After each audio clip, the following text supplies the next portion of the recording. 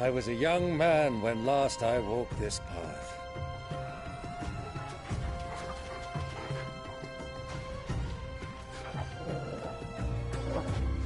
There's an old trading post not far from here. The road to Drake's Fang leads through it. The trading post it is.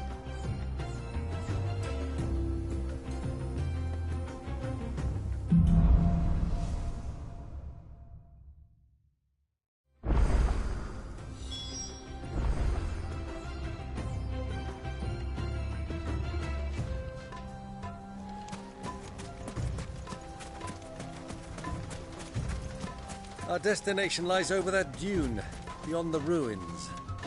Mark 'em well, Clive. All too easy to lose one's bearings in the sands.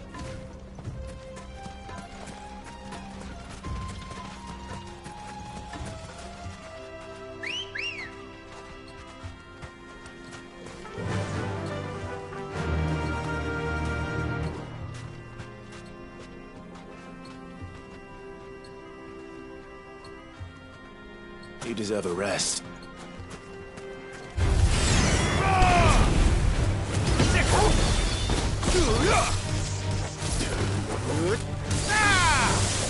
Over here!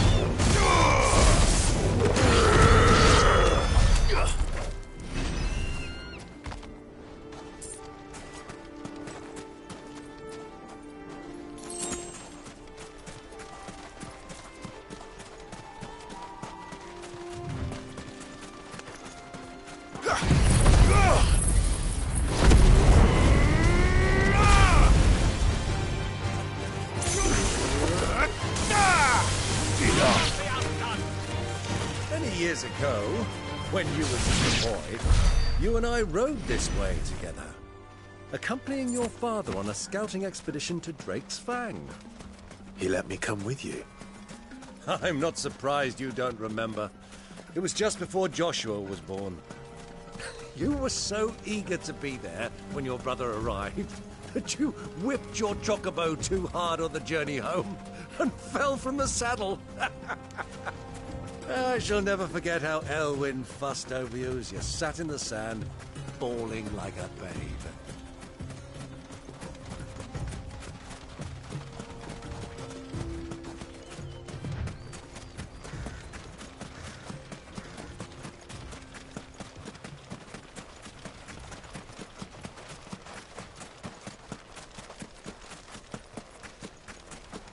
Who do you think those soldiers were?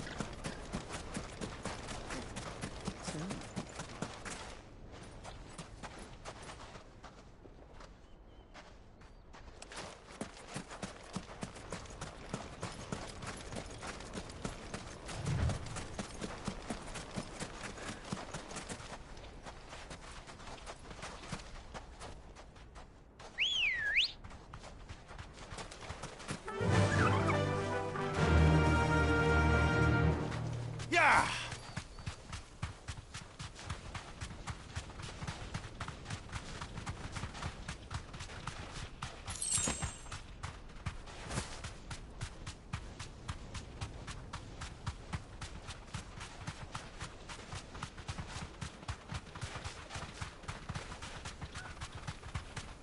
Ah, there she is. The good old Dalamil Inn. Do you know, this heat has given me quite a thirst. Quick drink before we press on?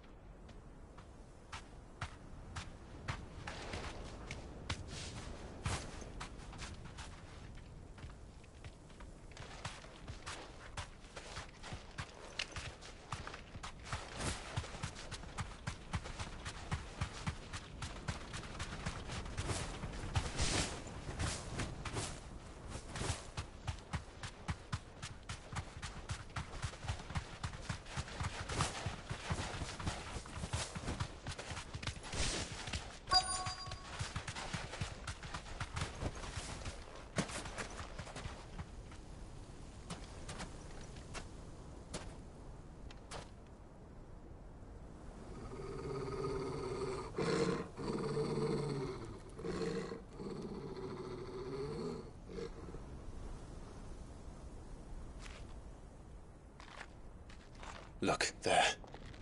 Those are ashen steeds. No doubt about it.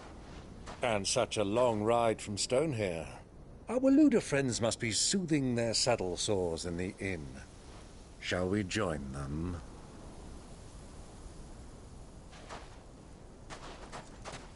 Run along and play now, Torgal. Dogs aren't allowed inside.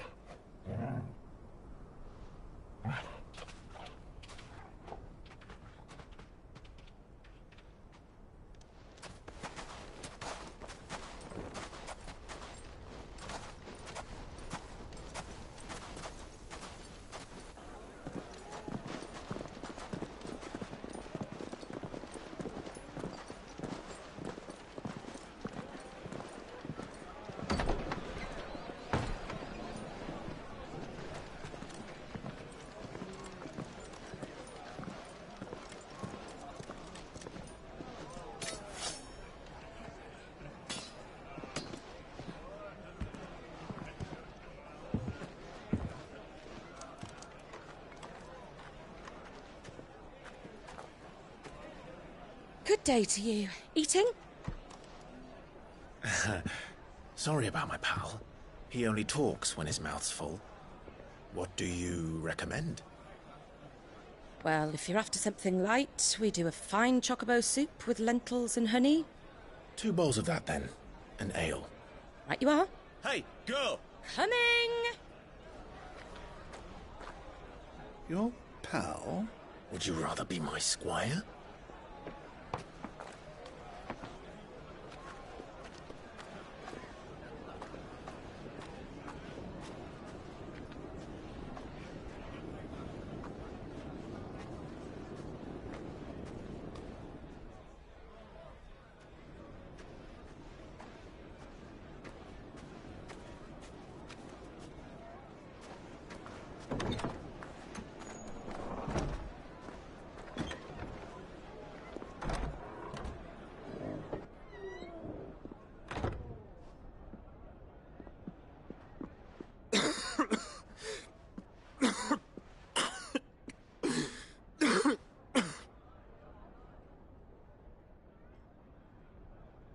Your Grace, it is plain you are not yet well enough to travel.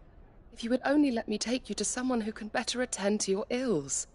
No, we must press on. Prince Dion has returned to his camp and will soon depart for the front. I must speak with him at all costs. Miss this chance and I may never get another. You do understand that? Yes, Your Grace. But you must at least agree to take your medicine. I'll fetch you some water.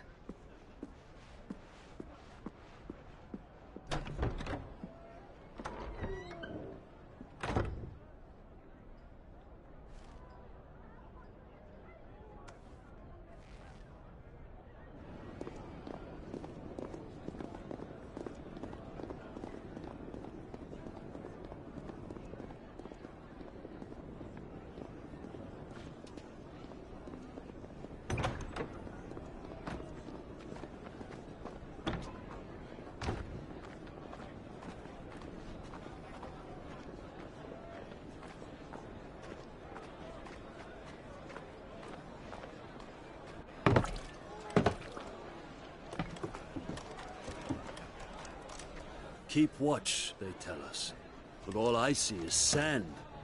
I hear they got our guest back to the Fang without any trouble. We'll be leaving soon enough. Why the Lord Commander dragged us all this way just to save that blockhead's skin, I'll never know.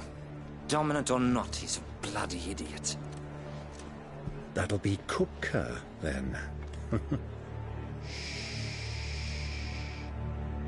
let's get this down us. We've a long way to go. Hey, you!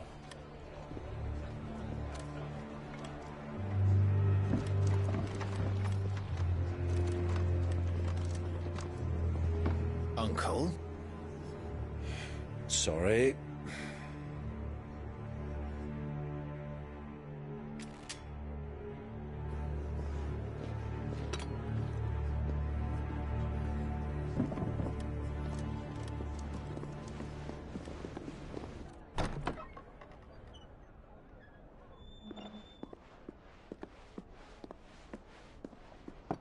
Can you walk, Your Grace? What's wrong? I fear trouble may be brewing downstairs.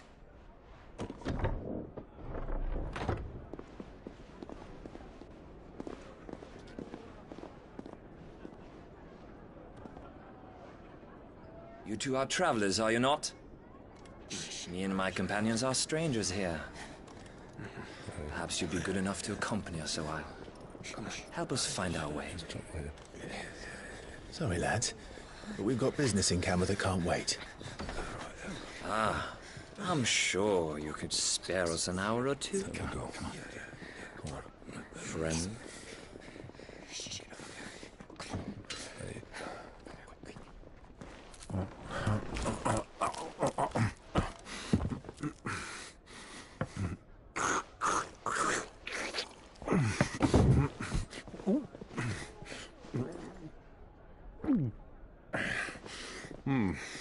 I'm afraid we don't have a moment to lose.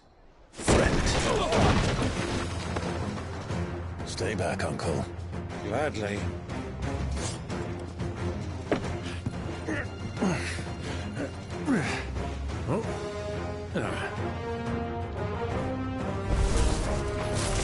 Yago, take him! Try it.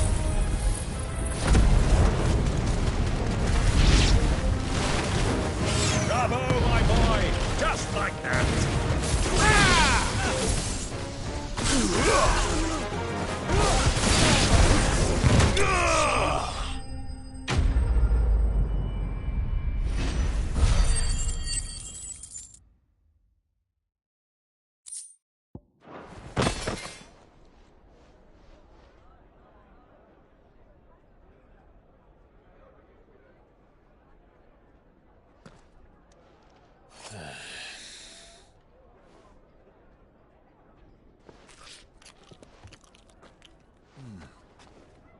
For your trouble.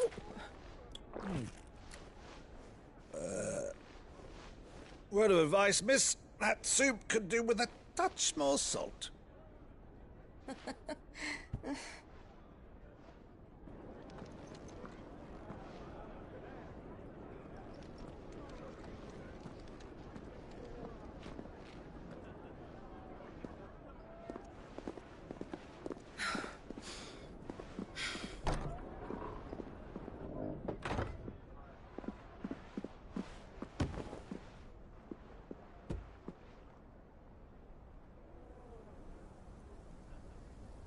Now's our chance.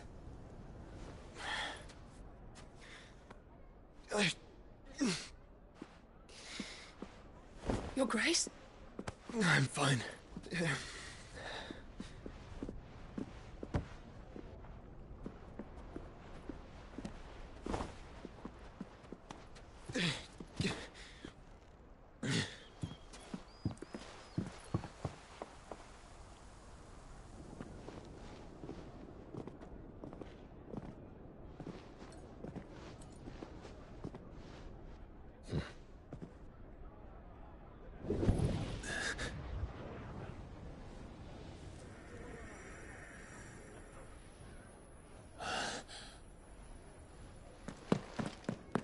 Clive?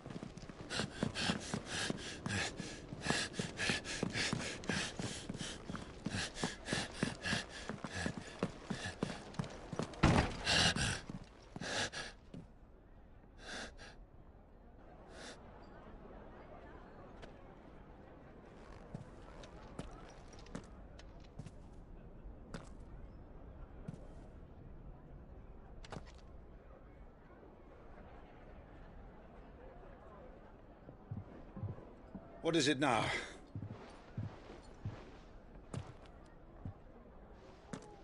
It's nothing. Let's go.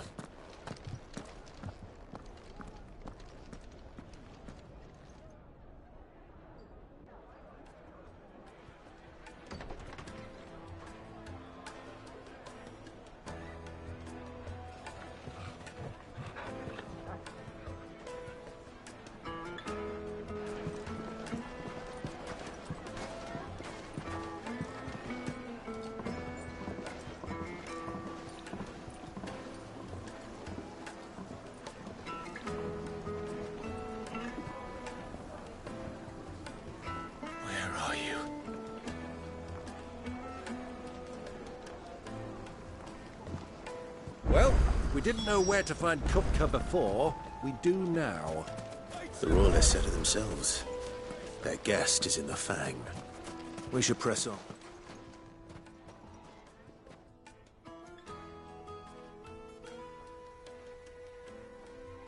Ah, they've closed the road.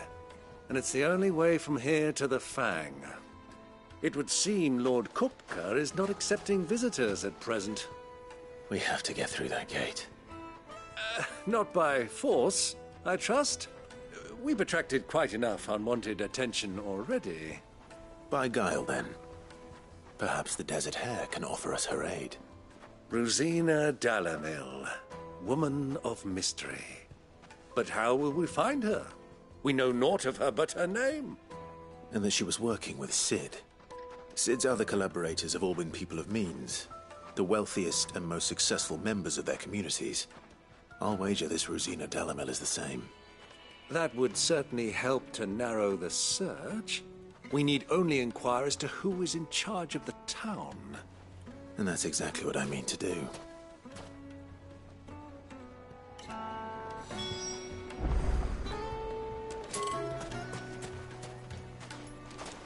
Looks like we won't be getting back to Drake's family. Light it, for Gilbert's sake. You're a bearer, aren't you? Anything I can help you with, travelers? Allow me. My good man, we represent one of the oldest and greatest trading houses of Port Isolde. We're seeking to expand our business in the region and would very much like to make the acquaintance of Dalamil's leading entrepreneurs. If only we knew where to find them. Well, we're best known for our baths, our markets, and our smithies. I suppose you could do worse than start your search at one of those. Thank you. You've been most helpful. Oh, you wouldn't happen to know a lady by the name of Rosina Dalamil, would you? No, I can't say I do. Well, thank you all the same.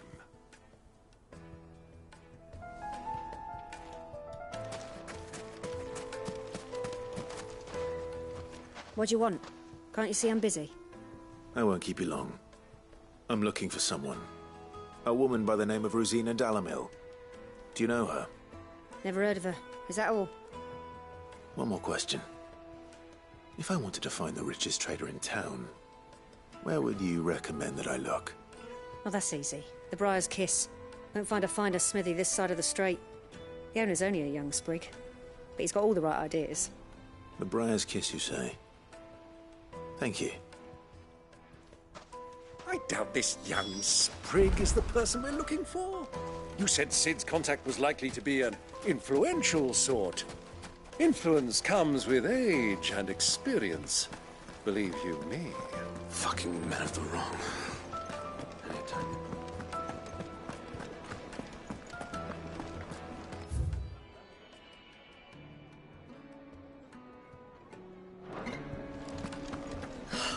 I need a drink. Let me treat you.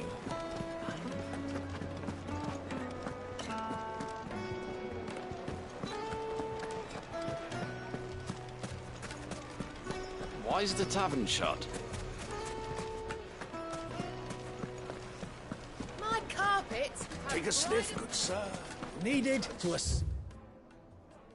Silken softness, like eating a cloud with a crust.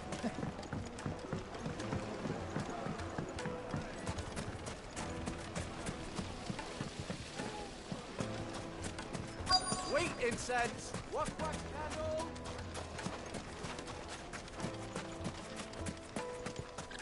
Mummy, I want to play with the crystal. How many times do I have to tell you? It's not a toy.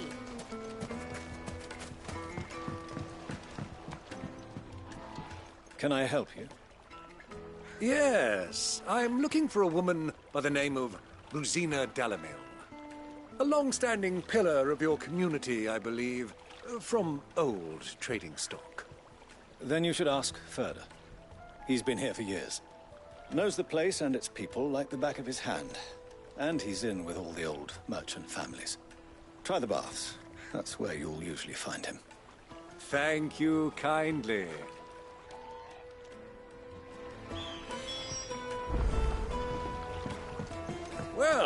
It sounds like we have our man. Perhaps. Let's go and find out exactly what this Furder knows. Hanging lanterns, keep the darkness from your door. Excuse me. Are you Furder? I am. Can I help you, travelers? I hope so. You've lived here for some time, is that correct? Do you know Rosina Dalamil? We believe she may be a trader of some renown. And what business do you have with the Desert Hare? She was a close friend of mine. I was hoping she might be able to help me. Very well. Go to the bordello. I'll arrange an introduction.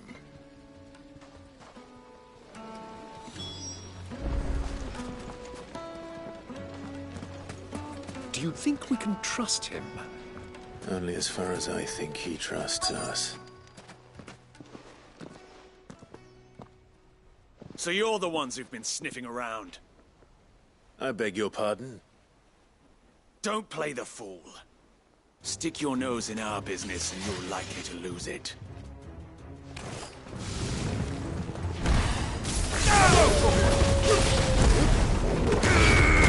Over here!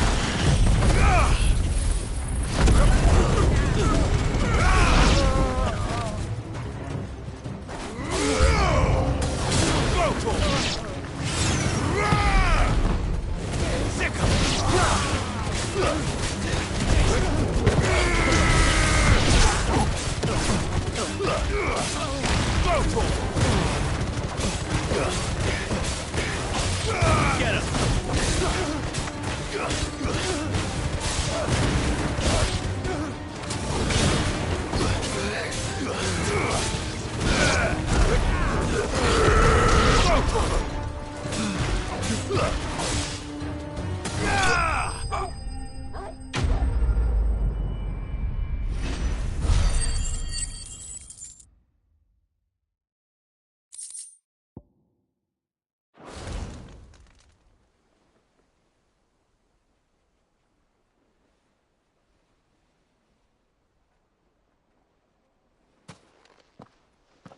Who are you working for? Him or her? Him. The boss. He wanted us to test you. Though one could hardly call that a test. Lord Furder? Look what the cat dragged in. Your skill with the blade is rare indeed, my lord. A fitting talent for an outlaw. You know who I am. So what now? Call in the men of the Rock and collect the bounty? That isn't my decision to make. Our work is done. Take him to meet his precious Rosina. She will be interested to make his acquaintance. Yes, my lord. To the Lock of Leisure, then. To the Lock of Leisure.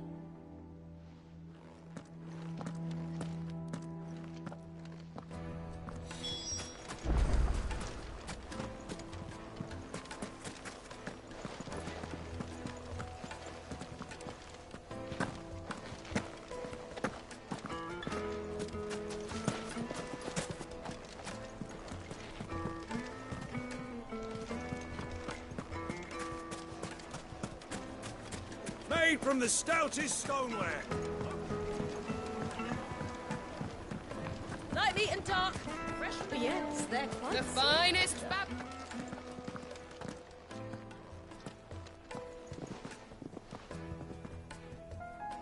Is this the place? Lubo's Forge. The Briar's Kiss. Ah, so it was the young sprig after all. So much for Rosina Dalamil being a woman of experience. How wrong I was. It was an easy mistake to make, Uncle. After all, it must have been years since Sid last saw her. Sorry, him.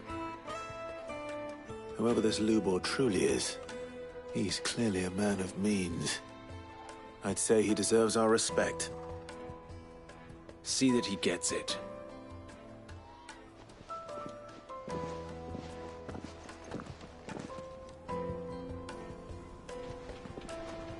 Lubor, Lord Furder told me to bring them to you.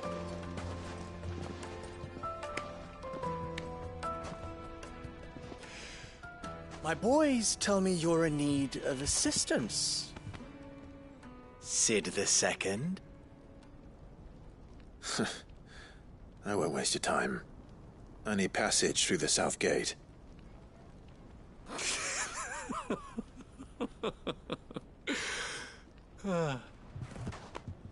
Tell me, what do you think is a merchant's most important commodity? Why, trust. Everyone knows that. Without it, you have nothing. And nothing is exactly what you have. And so, for you, I, too, have nothing. I'm not in the business of helping every lost puppy that wanders in off the street. I'm a busy man, as you can see. Let's leave this mummer to his farce. By all means. Find someone else to help you on your way. Just be sure to tell them you're not the two travelers from the inn the guards are looking for. Don't want them jumping to conclusions, do we? Why, you... So, what do we need to do to earn your trust?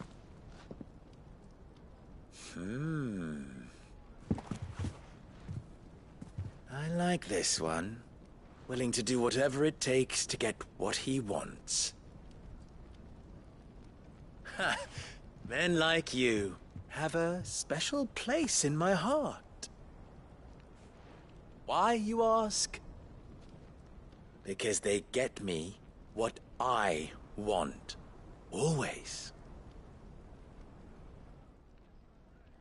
Fine. So what do you want? Don't tell me you're going to listen to this swaggering scruff! We might as well hear him out. It's only natural that an ally of Sid's would seek assurances of strangers. Assuming he is an ally, of course. 5 years ago, he would have still been a boy. And yet even then I had more good sense than a man, 5 times my age? But enough of the pleasantries. We were speaking of what I want. I want you to put an end to the trouble in Dalamil.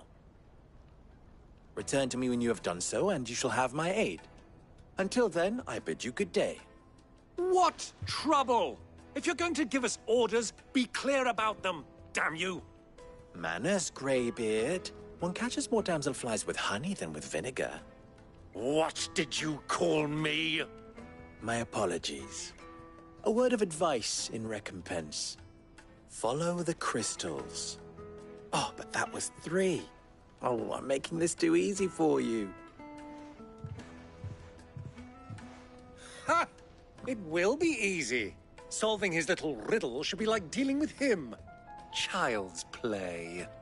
Let us divide our forces, Clive. I'd rather not drag this parlor game on any longer than we need to. All right. Good luck, Uncle.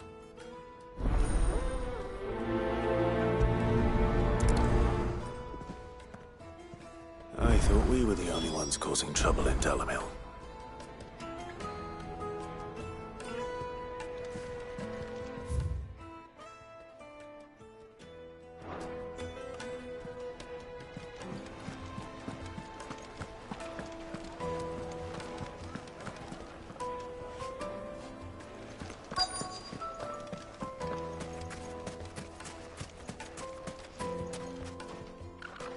Do you have a moment? Depends what for. Just a question. Dalamil seems to be thriving compared to the other villages I came through on the way. Is there a reason for that? Well, we're a stone's throw from Drake's Fang, for one. The soldiers guarding the Mother Crystal and the shipments need a place to spend their hard-earned gil. The men of the Rock throw their money about like there's no tomorrow. Is that so? Well, thank you. Don't let me keep you from your work any longer.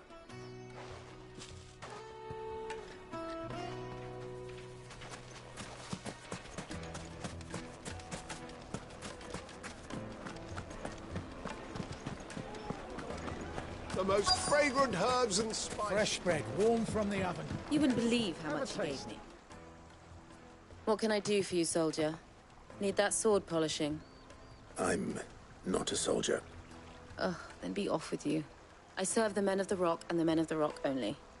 You have an agreement with them? Don't be stupid. I just know which side my bread is buttered. Don't want to be stuck under some pauper when they come knocking. With pockets deeper than Zemeckis and an urge to empty them. No, just leave, will you? Before you scare them off. Do you think they'll be back soon?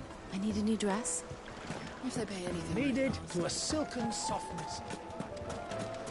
A deposit? For what?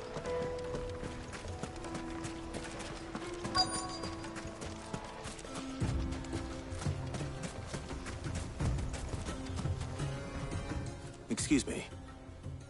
Is it true there's been trouble with crystals of late? You've heard, then?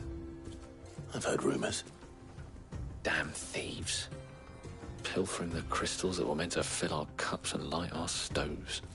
Us common folk have hardly had a shard to share between us these last few moons. And it isn't as if we can buy them on the black market either. Whoever's taking them, they aren't sharing. I think I'm starting to get an idea of what's been going on. I wonder if Uncle Byron's learned anything of use. He'll probably be back at the inn by now.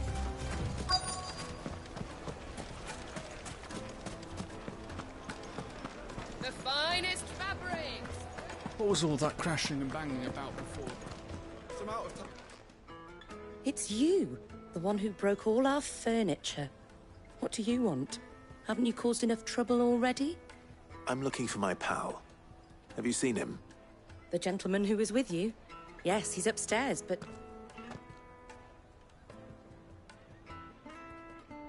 Thank you. I'll go and fetch him.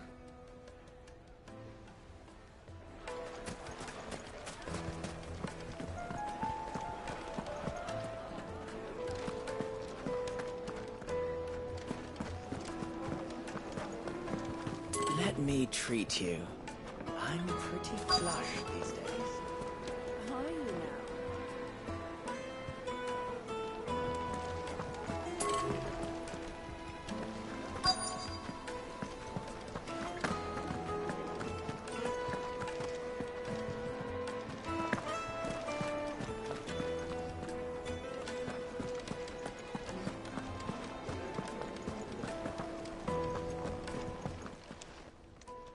Huh?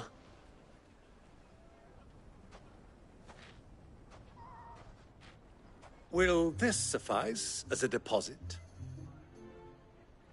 By the sands. That's a black pearl. One of the many treasures in my collection that I would be only too happy to part with, should you give me reason to do so. All right. I'm sure that we can come to an agreement, but not here. What are you doing, Uncle?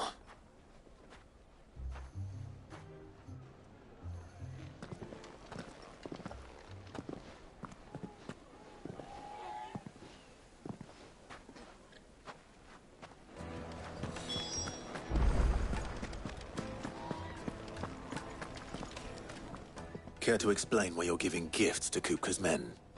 Bait, my boy. One cannot catch one's prey without it. And I do believe I've snagged us quite the quarry. I started by asking around the markets as to where I might purchase crystals.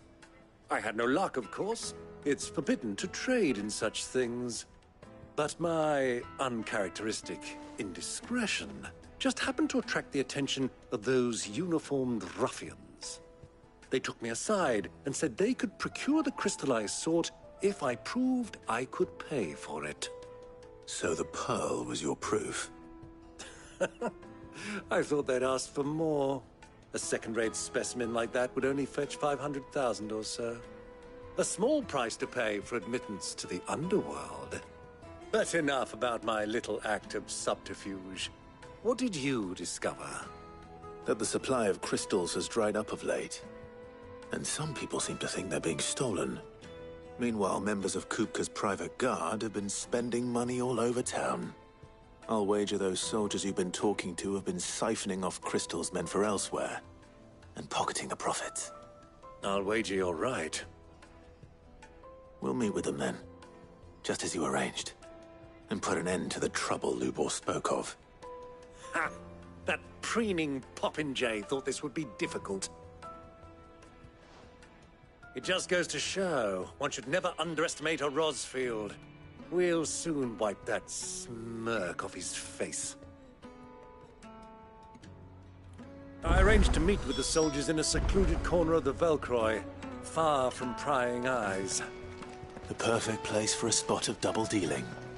I trust I can count on your support, if things turn sour. Of course. Let me treat you. I need a drink.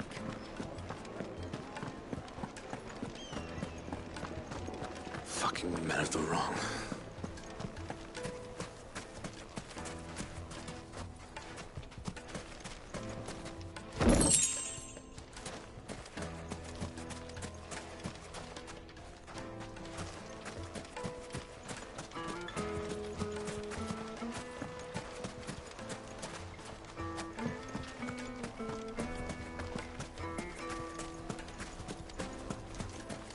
$1,000 for a measly bunch.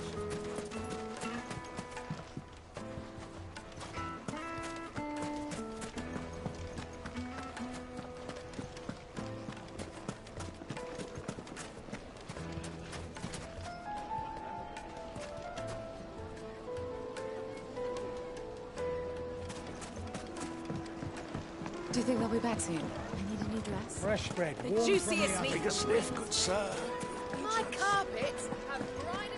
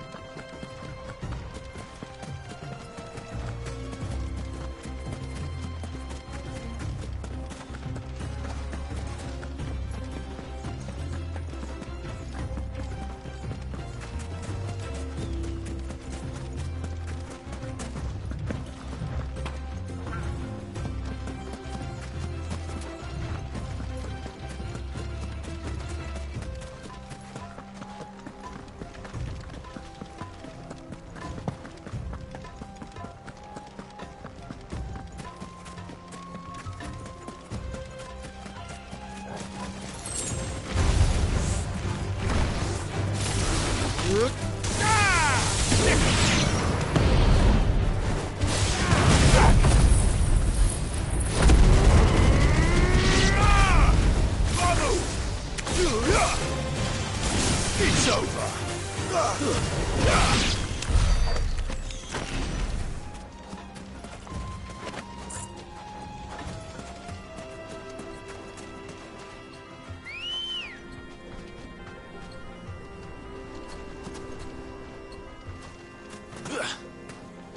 Come on.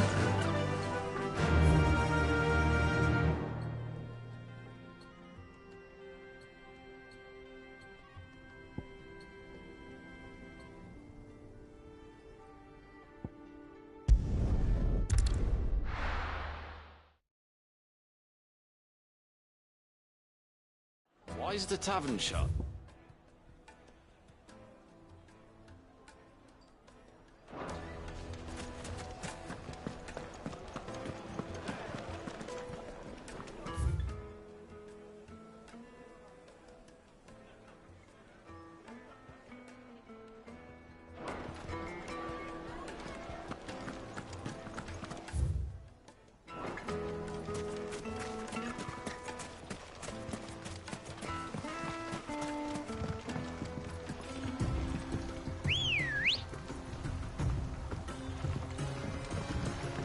girl.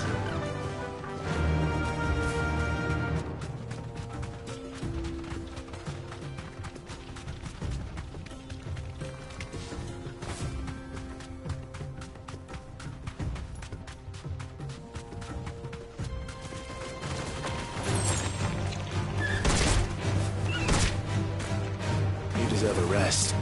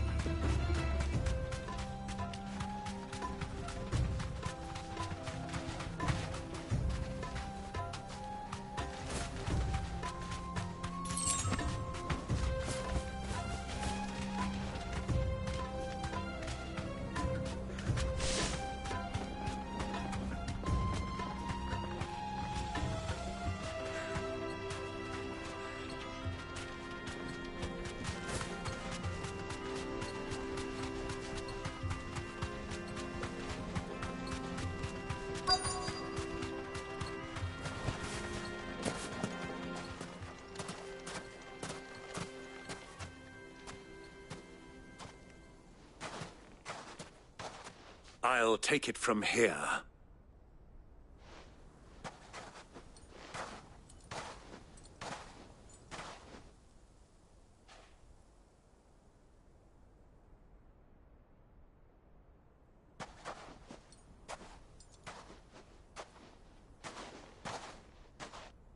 I was beginning to think you weren't coming, my lord.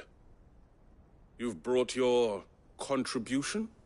All the silver and stones I could scrape together at such short notice?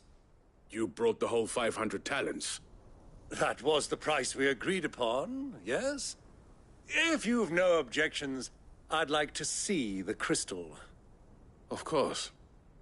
Right this way, my lord.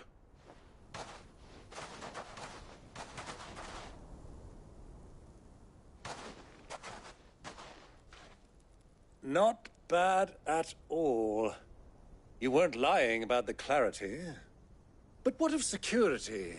If I were to be stopped on the road, what guarantee have I that it wouldn't be seized as property of the Republic? Because these crystals are no longer the property of the Republic. You're not buying from us. You're buying from them. And we have no more jurisdiction here than you, my lord. But we have ships, and will gladly deliver to a port of your choosing, now that our price has been met. Royalists, eh? What brings you here? Why, to collect their share of Drake's Fang's blessing, of course. Our nations are allies, and so they are entitled to a portion of the Mother Crystal's bounty. And, being such good friends, we elected to increase that portion and share the benefits.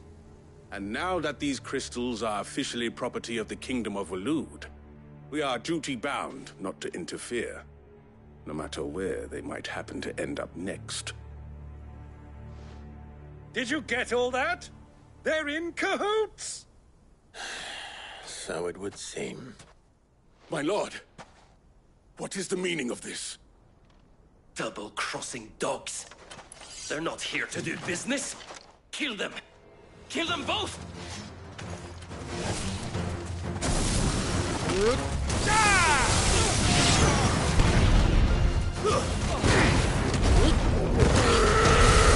All yours, Torgo! This one!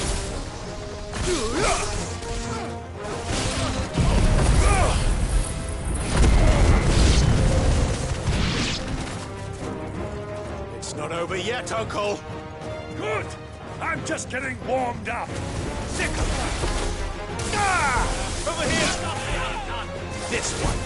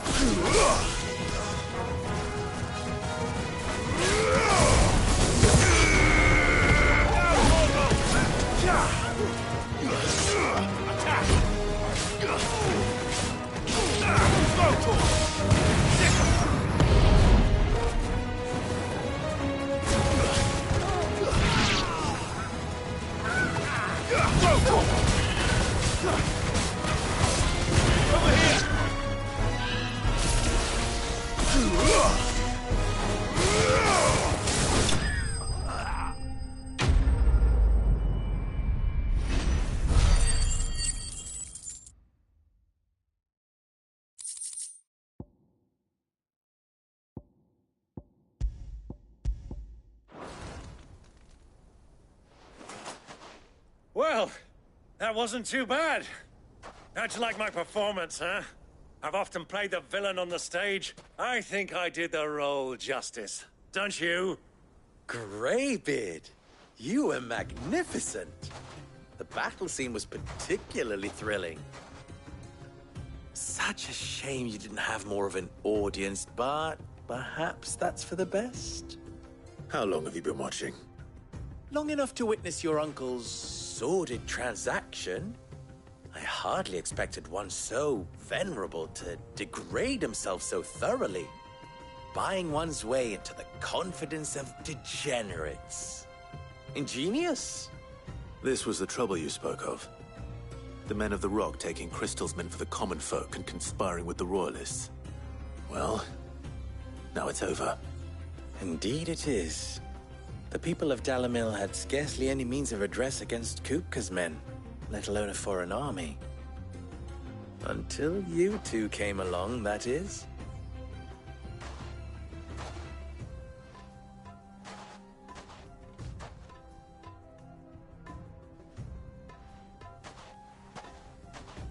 Well, we'd better get these crystals back to town. You won't mind waiting with them while I fetch a wagon.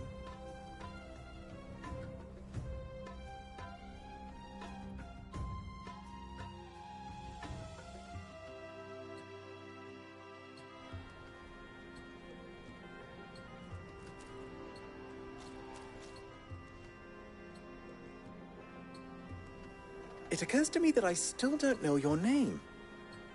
Clive. So, Sid the Second is a Clive. I suppose it could have been worse. Well, Clive, you held up your end of the bargain, so I must do the same. Passage through the South Gate, was it not? To tell the truth, you've helped a little there too.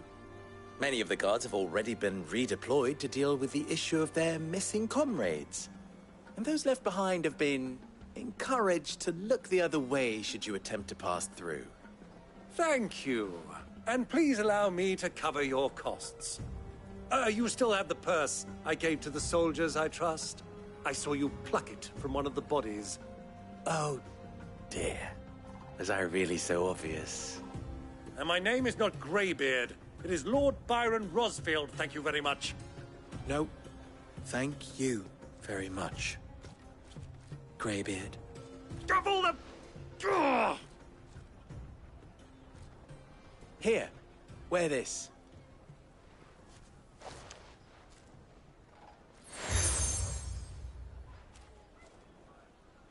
Any friend of mine who sees you with it shall be a friend of yours. Thank you, Lubor. And please, feel free to send one of my Stoluses back to your people. Tell them that Rosina Dalamil is back in bed with Sid.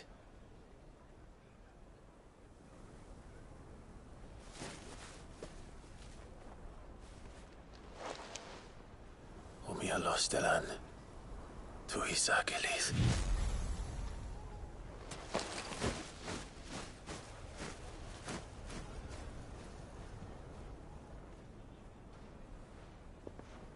I'm trusting you, Sid. Or should I say, Clive. So be sure not to let me down. I have a reputation to uphold.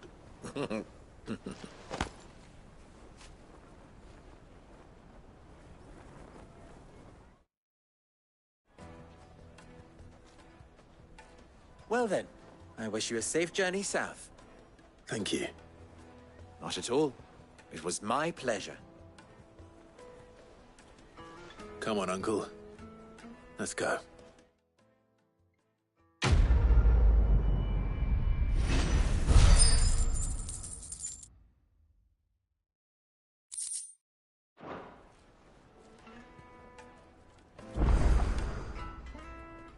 Clive. Don't be a stranger. I've never even forged a button. Perhaps forge my... I wouldn't put it past him. Neither would I. Oh, wait. Are you Clive? Sorry, my mind was elsewhere. I'm Sava, Master Luba's least accomplished apprentice. Soon to be former apprentice if I don't pass this test. Maybe I'm just not the resourceful type. People are buying up weapons faster than the Briar's Kiss can forge them, and here I am, unable to make a decent bit of kitchenware. He wants me to make a carving knife, one that embodies the spirit of Dalamil. Whatever that's supposed to mean. I don't suppose you have any idea what he's on about, do you? I'm afraid not. Never mind. Thought I'd ask. It was that, or pack my bags. I could give you a hand if you... I know how busy the Briar's Kiss has been, and that Lubor needs all the capable hands he can find.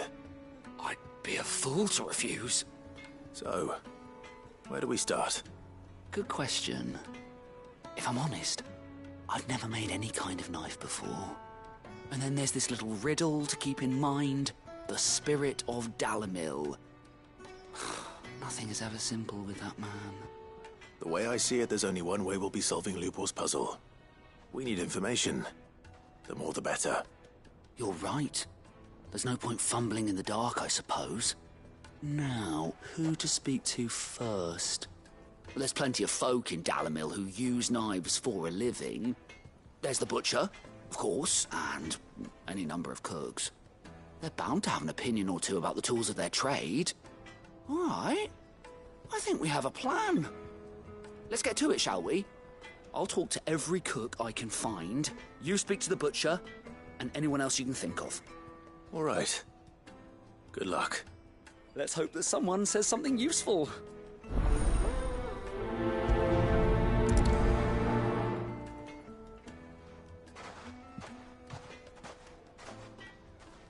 Trust Lubor.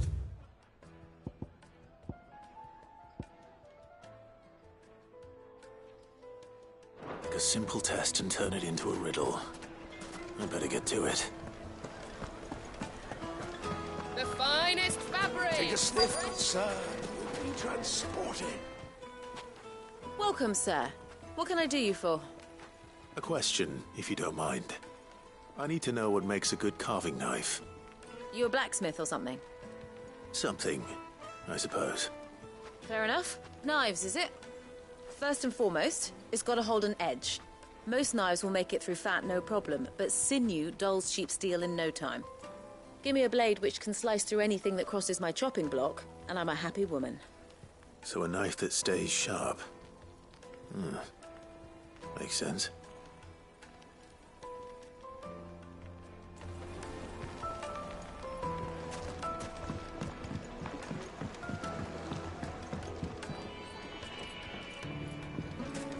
Made from the stoutest stoneware. Everything I've worked for. All those years of toil. Every coin I've ever earned is tied up in this place. You all right? The baths are closed. Leave me be. On second thought, perhaps you are just what I need. Might your services be for hire? That depends on the job. I'd have you save my business, the baths. The water's turned scalding hot and all the crystals in Dalamil wouldn't be enough to cool it. I've no doubt that my woes stem from the water's source. But I can't go and investigate for fear of my customers thinking I've abandoned the place. I'm bound to these baths in more ways than one. I beg of you. Go to Dusnoff Terraces. Tell me what you find there. All right. I'll go and take a look. Wonderful. It's not far. Leave the market by the south gate. The smell of sulphur will guide you the rest of the way. These baths are all that keep me from an ignoble end in a debtor's prison. My livelihood, my very life, is at stake.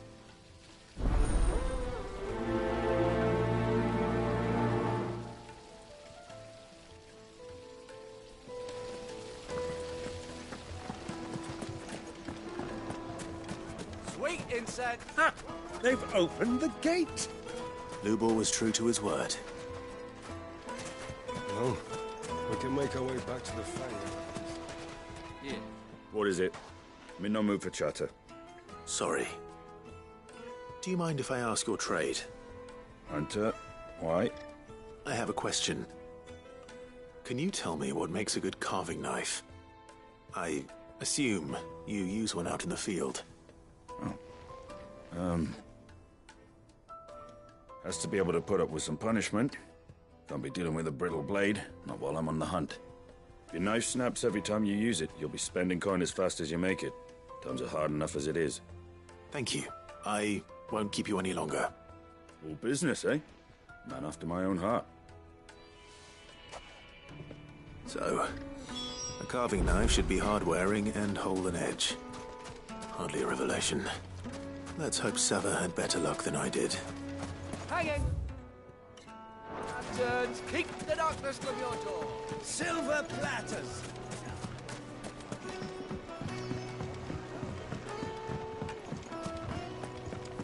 Yes, they're quite My soft. carpets have pride of place. So, how'd it go? You learn anything useful, or should I be looking for a new trade? Only that a blade should be durable and stay sharp.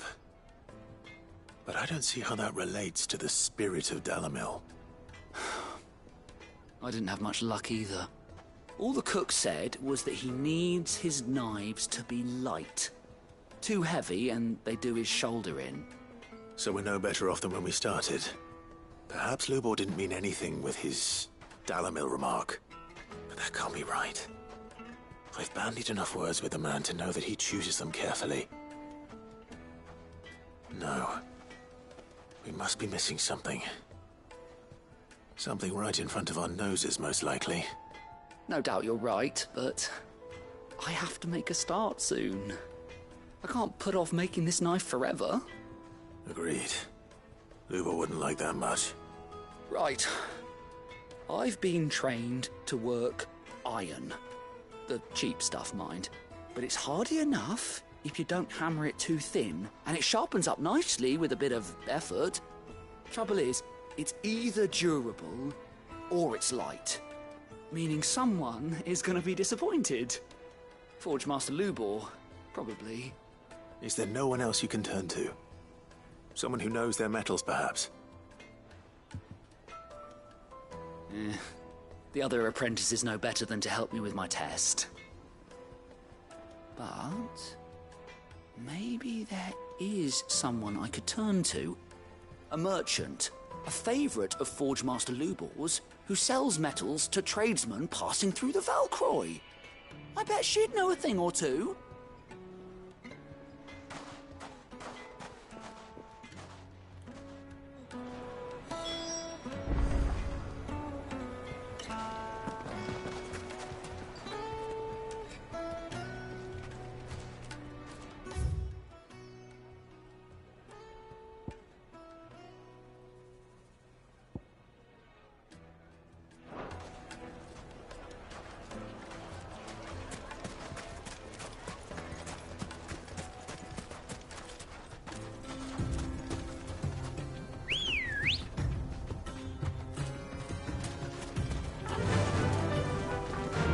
Fly, Ambrosia.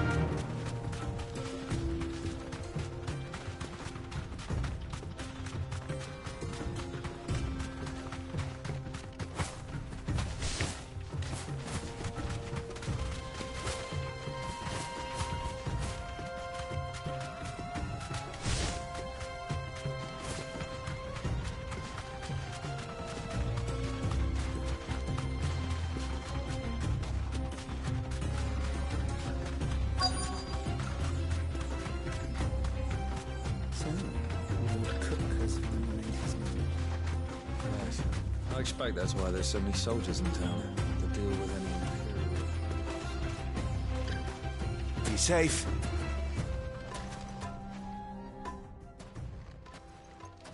Any luck? Or will you be needing help with your bags?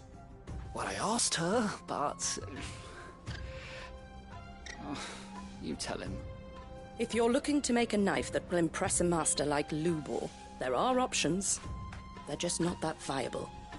Featherlight adamantite knives will get passed from generation to generation, never needing so much as a lick of the whetstone. But adamantite ore is unique to ash, so it doesn't come cheap. And it's beyond my skill to handle. Unique to ash. Are there any materials unique to Dalamil? Something which could be mixed with iron to refine it. Make it lighter. What are you getting at? You said that Lubor trained you to work iron. Then that's what he'll expect you to use. But he would have known that it would either be too heavy or too brittle for a carving knife. Perhaps his Dalamil remark wasn't a riddle, but a hint. If it's cheap metal you're using, then there's always limestone, I suppose. Folk first settled Dalamil to get at her mineral deposits. And, if you know the trick, it can be melted down in the furnace to drive out impurities from low-quality iron. Bloody hell! That must be it! I don't suppose you know the trick, do you? It's hardly my speciality, but I've been around enough blacksmiths to know how it works. Looks like I've got some learning to do. Clive, I hate to ask after all that you've done for me, but... The limestone? Fine. I can hardly abandon you now. Besides, I want to know if this is the answer to Lubor's little riddle. I can't thank you enough, Clive.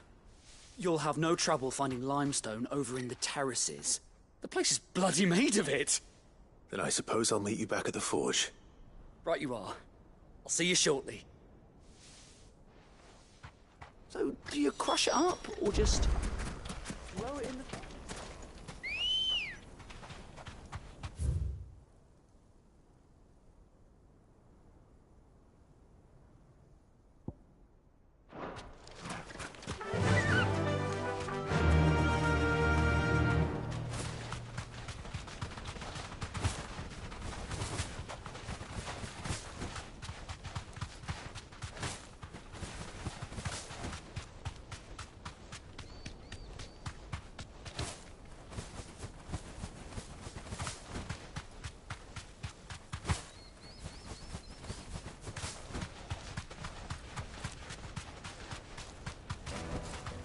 I can walk from here.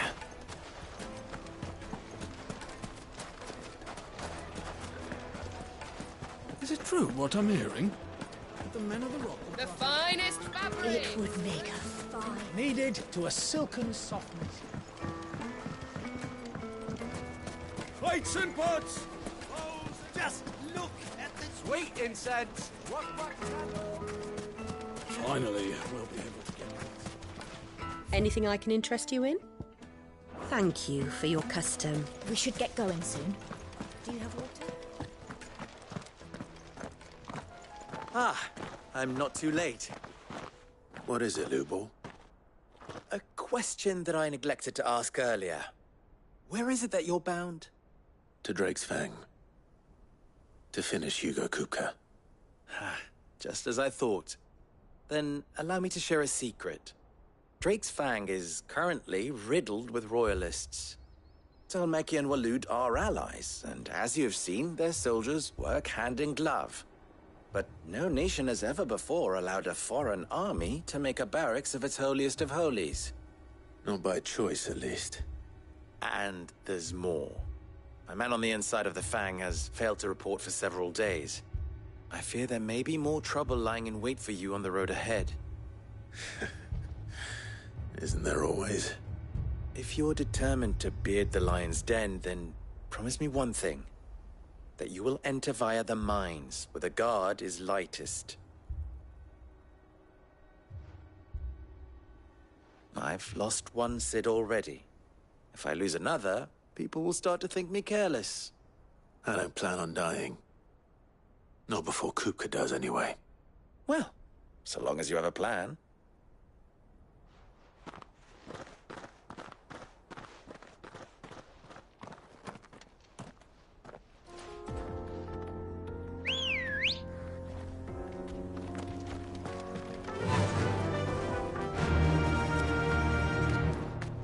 Drake's Fang should be just beyond these springs. Shall we press on?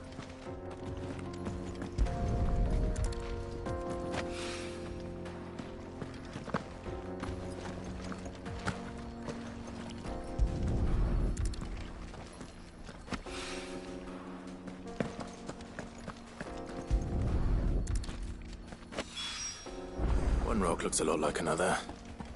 But hopefully this is what Suffer needs. Good girl. Come on, girl, again.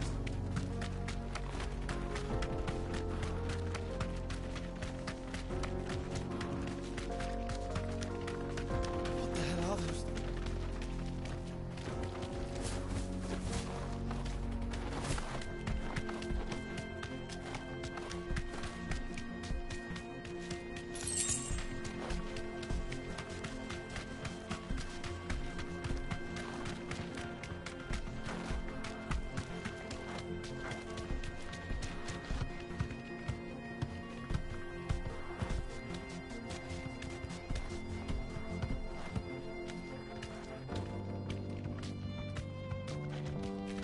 Straight home now.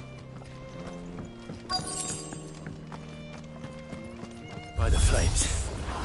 That explains the heat.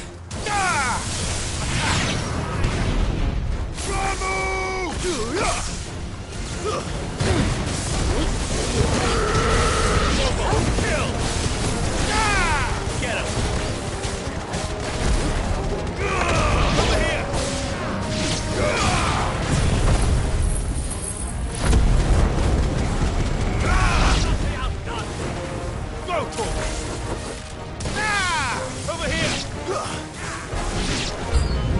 Out of the frying pan.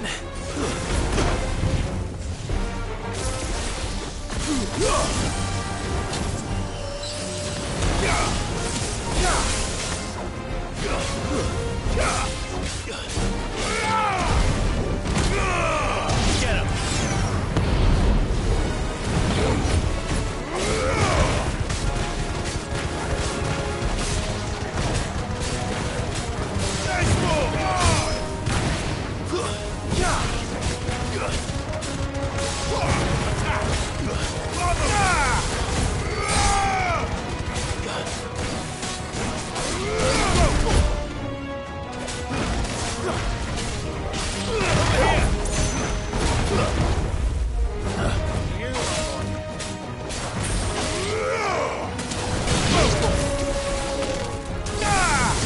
Enough!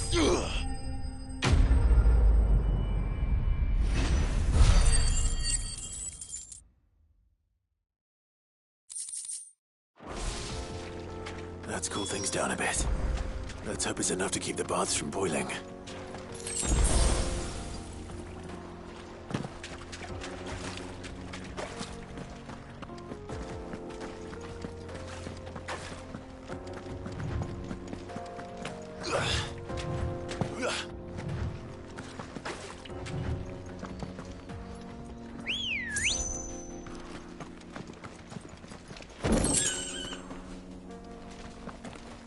Come on.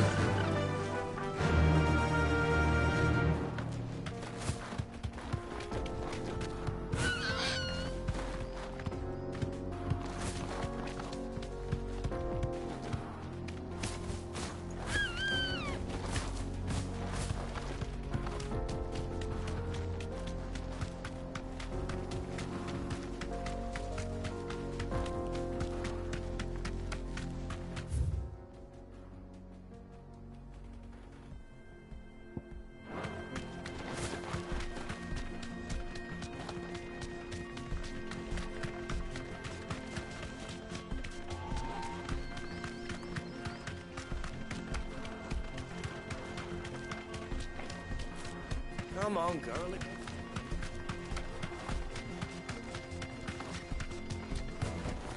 That'll do, girl. We should get going soon. Do you have water? Hanging lanterns, keep the darkness from your... There he is. The man who saved my business. I was hoping we'd be seeing you again. The baths grow more bearable by the moment. It won't be long now before we are back to business as usual. I'm glad to hear it. Now, tell me this. What did you find at the terraces? What threatened to make me a pauper? Not what I expected, that's for certain.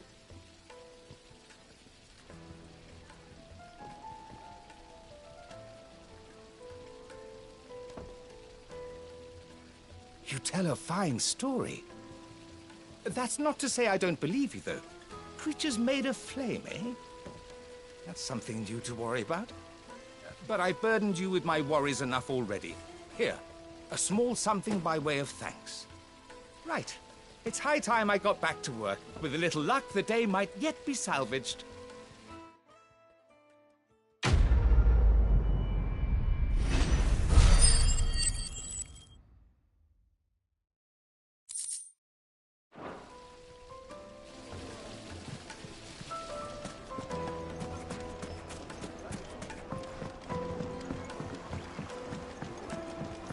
Night meat and dark. The most fragrant herbs and My sauces. carpets have pride of place. I wasn't sure how much you'd need, but I hope this is enough.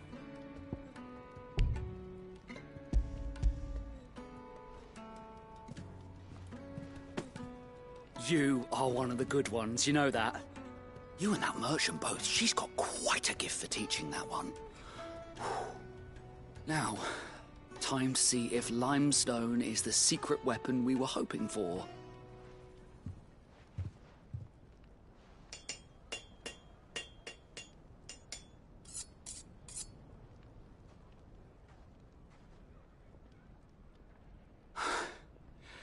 That'll do, I reckon. A knife forged from the very rocks of Dalimil. Her spirit, if you will. It's a fine-looking blade. I only hope Master Lubor agrees. That sounds like my cue. And just as well. I was getting tired of waiting. I'm sorry, Forge Master Lubor. Let's take a look then, shall we? First things first, Sava, do you think this is a carving knife worthy of the fine people of Dalimil? I'd like to think so. But what do you think? What do I think indeed? It's sharp-ish, but it won't last long with hard use. And it's heavy, heavier than it should be. You might not think it just to hold it for a moment, but sell that to a cook and you'll never hear the end of it. It looks like someone paid a visit to the terraces. The limestone was a step in the right direction, granted, but one that still leaves you short of the mark. And I was so certain I had it all worked out. I don't know who you found to teach you that little trick, but it certainly shows initiative. Next question. How much do you think I would charge if I'd made this? Well, if it took you even a fraction of the time it took me, I would say you could demand a heavy purse. And who would be able to pay that? The butcher? The hunter? The cooks over at the inn? Dalimil is home to humble traders, not wealthy lords and ladies. Rule number 1 in any business, Sava, know your customers. Yes, Forge Master. This is just about passable. But only just. I'd say you're worth keeping around a little longer. Starting tomorrow, you'll have an anvil of your own. I will. Thank you. I was wondering, what would you do if you were asked to forge a carving knife? I'd do what I always do. Ask who it's for. If it was for the butcher, I'd make sure it holds an edge. For the hunter, I'd make it as tough as Titan. For the cook, light as a feather. And for the nobleman, I'd make it cost an absolute fortune. There goes a master, all right. It looks like congratulations are in order. I couldn't have done it without you. So much for the Forge Master's riddle, though, eh? The spirit of Dalimil had nothing to do with limestone or anything much at all. Meaning, I had you run around for no good reason. You've passed your test. That's all that matters. You'll have a forge of your own in no time. And when I do, I'll craft you the finest carving knife you have ever seen.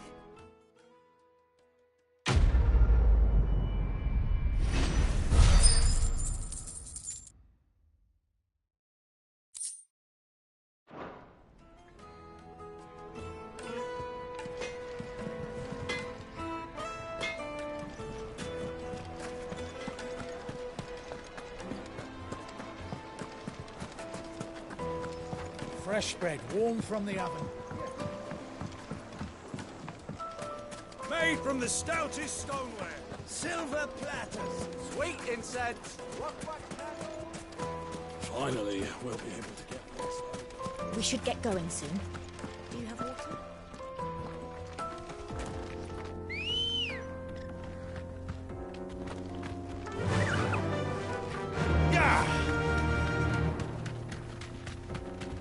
Come on, girl.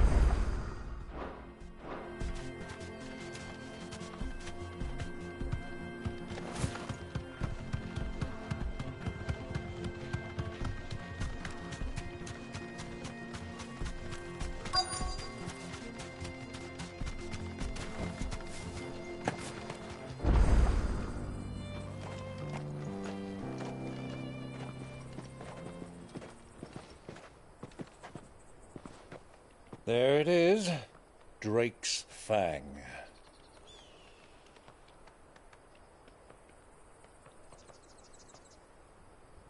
Kupka will be hiding inside. Along with goodness knows how many guards, all on highest alert. You'll need to keep your wits about you if you're to reach him. So be careful. I will, Uncle.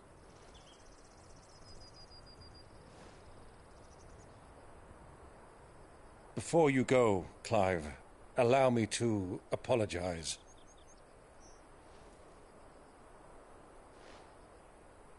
After what befell at Phoenix Gate and the crisis that followed in its wake, I fled. I retreated to my counting house and danced attendance upon the vicereine in the hope it would bring me favor. I betrayed my nation to save my skin, like the coward I am. And I'm sorry. Uncle, please. It's not too late, Clive. Rosaria is yours by right, and there are those that would help you to take it back. Had I the courage of my brother, I might already have done so. But that ship has sailed. You, however... No. Forgive me, but I cannot. I fight to build a new world now. A better world. Where men can live and die on their own terms. I was raised in a nation that strove to improve the plight of bearers.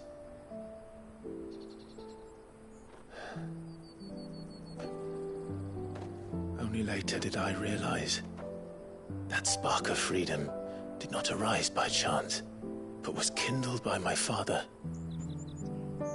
You would see me follow in his footsteps. And that is exactly what I mean to do. Not by ruling Rosaria, but by extending his ideals to the whole of the twins. Though every soul in the realm may judge my actions heresy, I am certain my cause is just. You really are just like him, you know.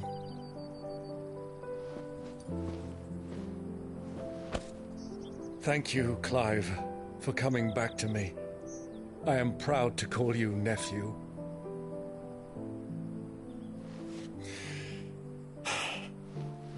Well then, this is where we must part ways. Wish me luck in convincing my Canvarian friend to share his considerable talents. I mean to plunder his coffers and prove myself worthy of a place in your merry band. Till then, my boy. Till then, go safely, Uncle. And you, nephew. We have much to catch up on, you and I. I shall expect you to regale me with the tales of all your adventures when next we meet. You can regale me too, Torgal.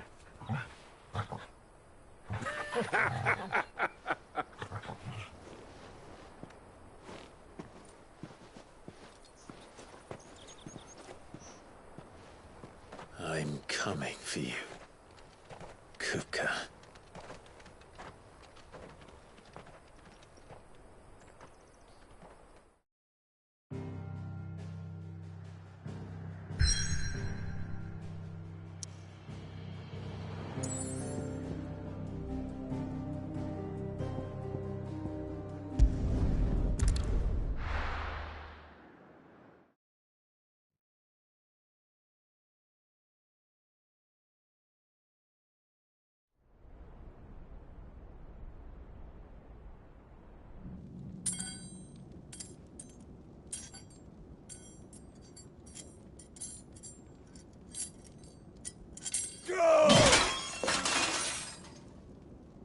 Fuck!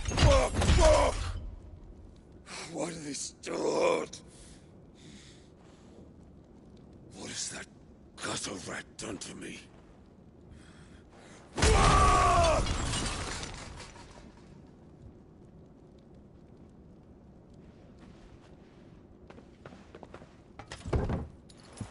Out of my sight, witch! I'll kill you, Rosfield! I'll rip out your heart! I'll tear you limb from limb! Peace, Hugo. The table shan't hurt you any longer. He sought to humiliate me. Me! If you hadn't interfered, he would be dead! You truly believe you would have triumphed had the battle continued? Titan would have ground him into dust! And how would he have done that without his head? Shut up! You weren't strong enough, and you call yourself a dominant. Or rather, you did. You mock me, Harbert.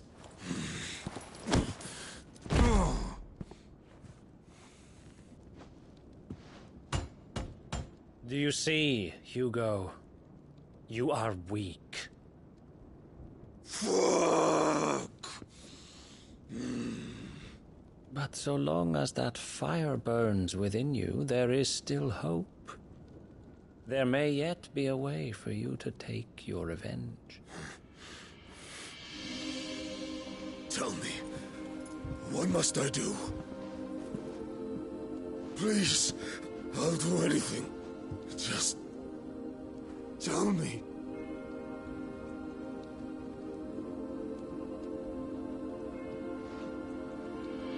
The heart. What of it? A Mother Crystal's heart is the most concentrated source of ether in all creation. Perhaps you could take advantage of that.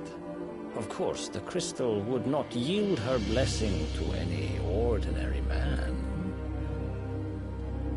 But then, you are no ordinary man, are you, Hugo? Clive Rossfield stole your power, but others have suffered a similar fate, and still managed to find the strength to conjure their icon. Like Benedicta Harmon. She too drank of the ether and gained a power beyond human understanding. She did.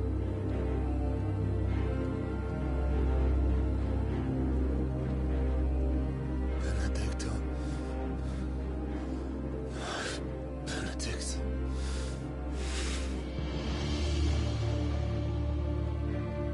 I'll do it. My love. I'll avenge you.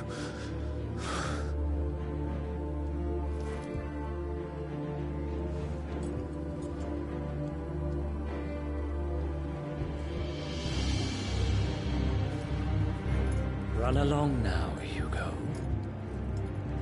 You need only follow the light.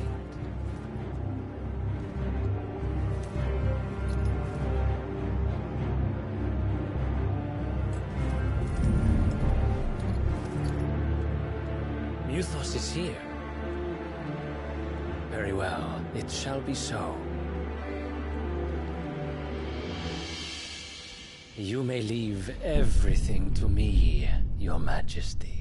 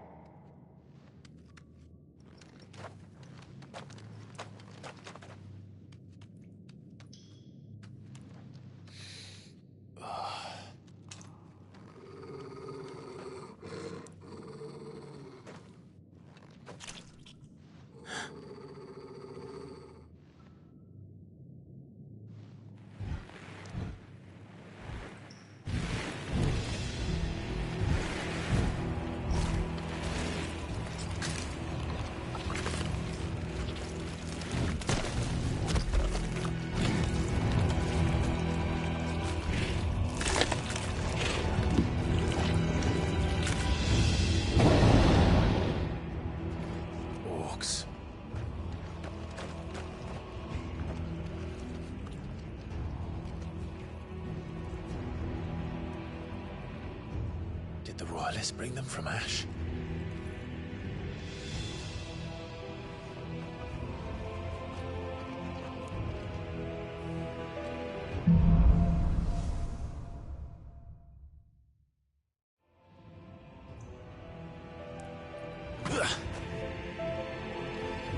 Are the beastmen part of the Waluda army now? How the hell did that happen?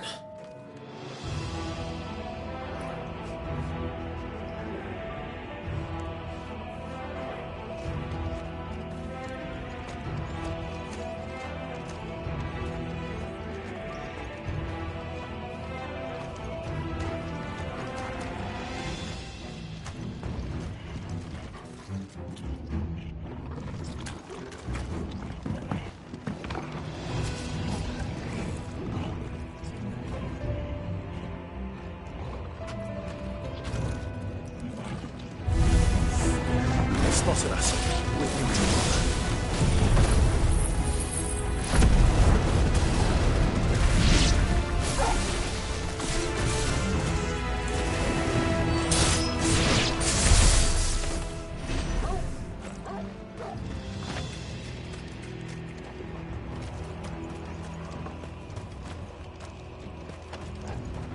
We've taken over the entire mine.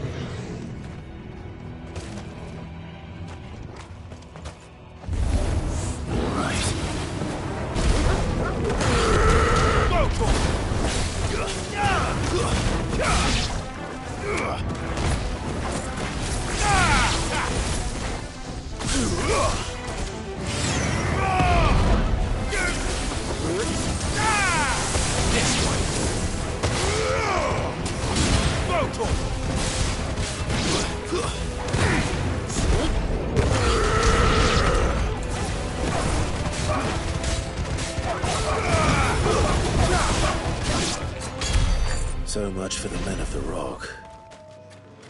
Dalmekia's finest.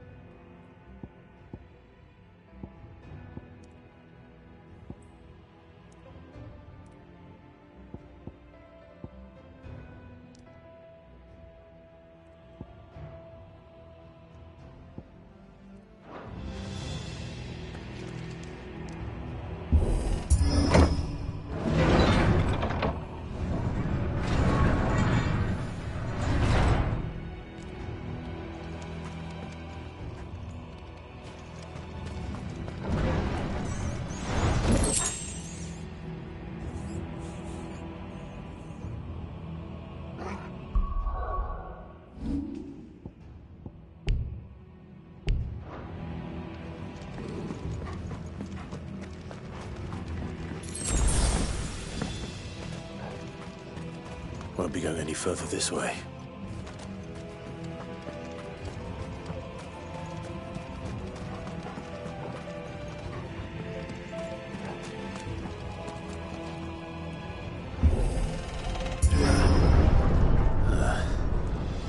Stairs. This must be the way out.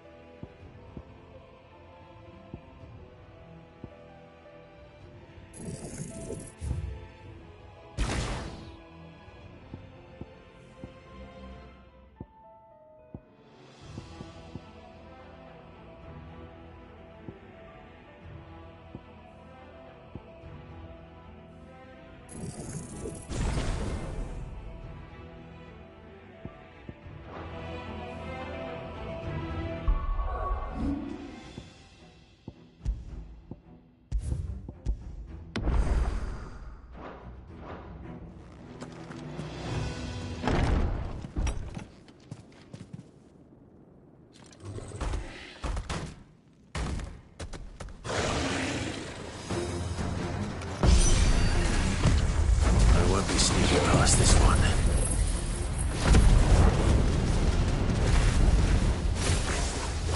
How did it get in here? Kill! And another attack!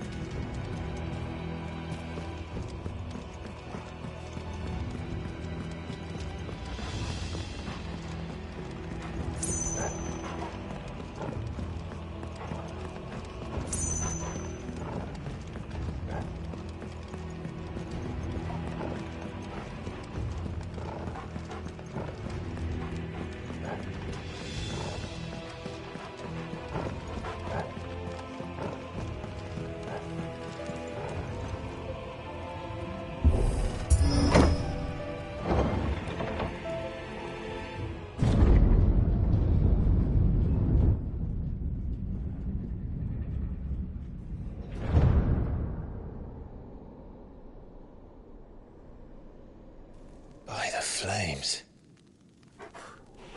Come on, Torgal.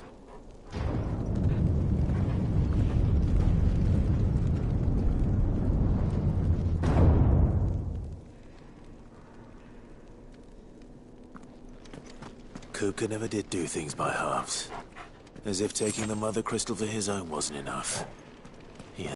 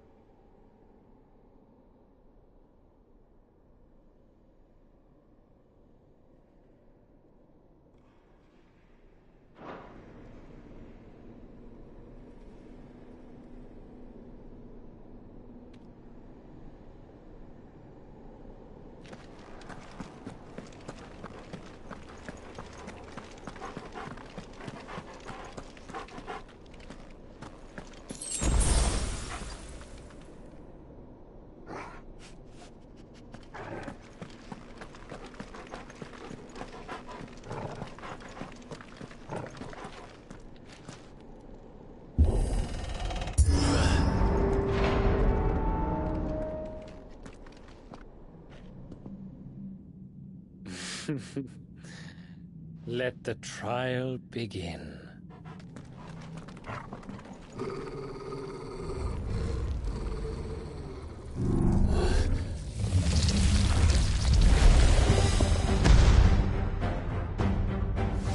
What the hell? With me, Tom. This one.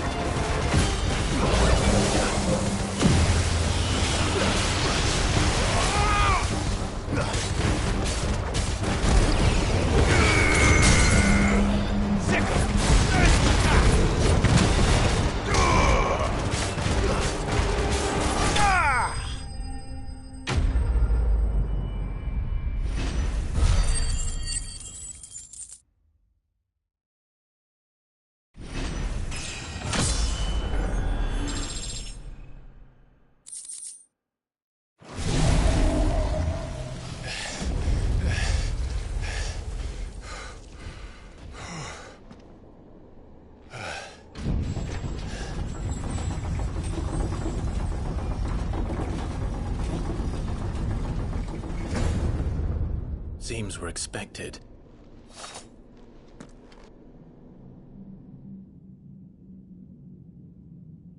So this is the power of Mythos.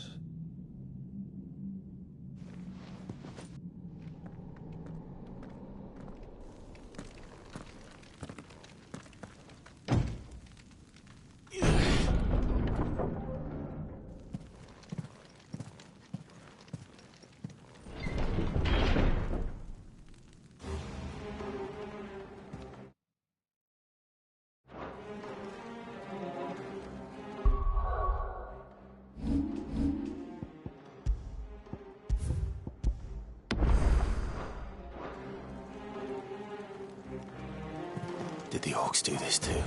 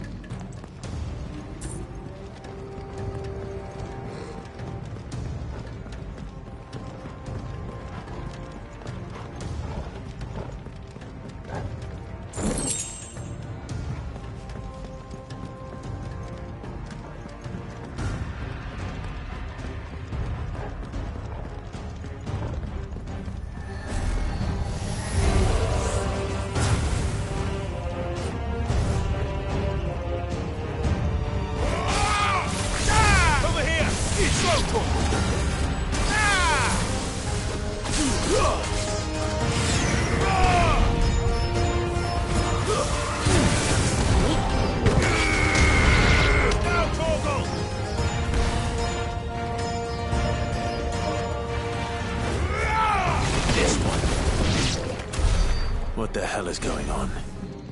Are these things here for me? Or for him?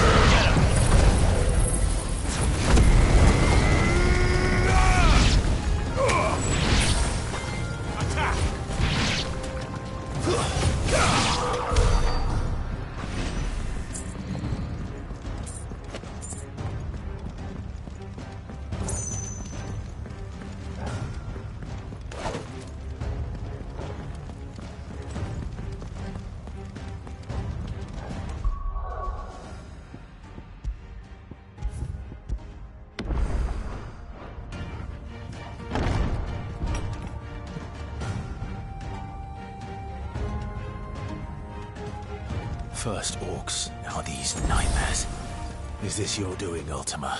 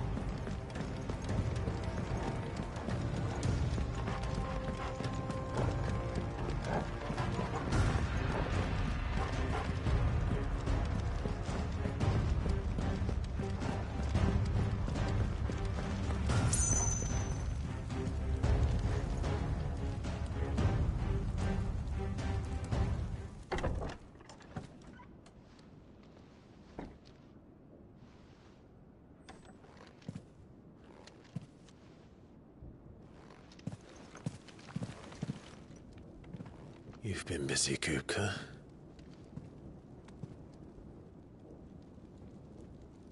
But where did you go?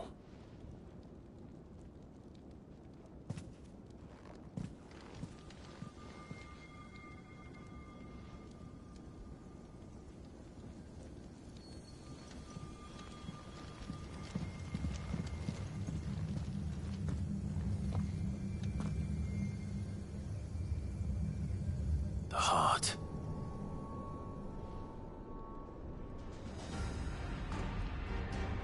He's in the sanctuary. I can feel it. Come on, Toggle.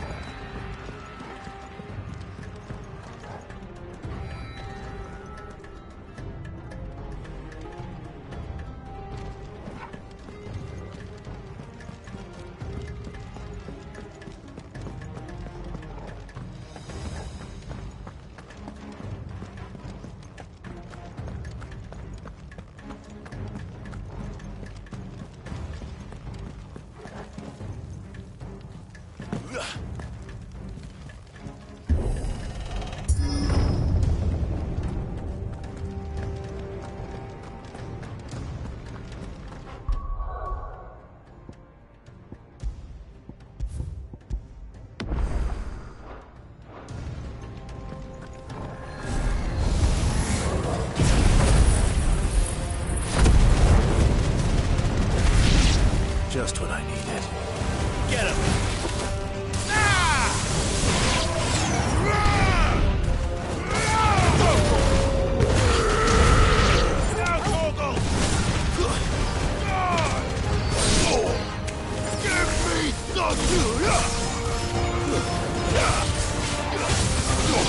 Get him!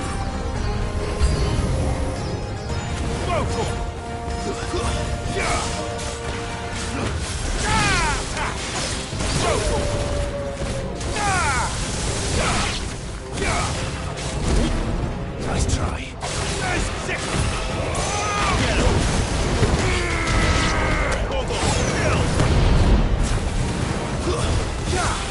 Get him!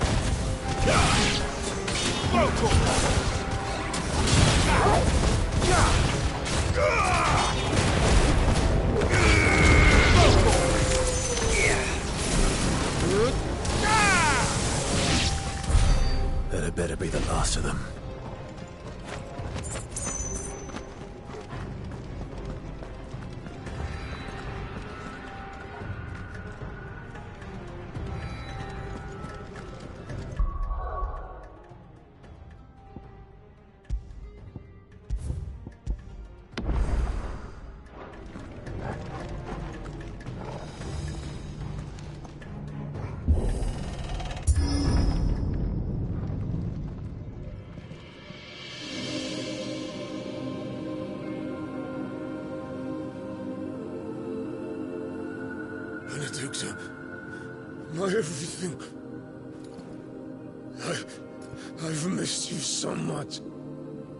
Kuka!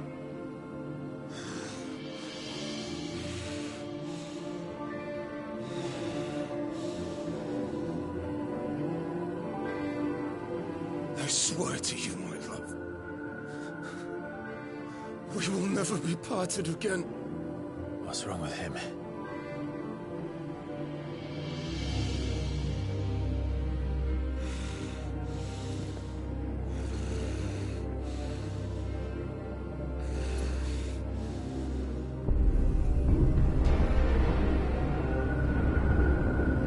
You got away from her!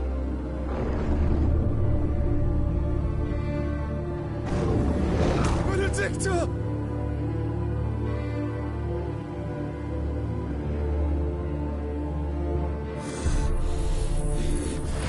I'll kill you, Roscoe!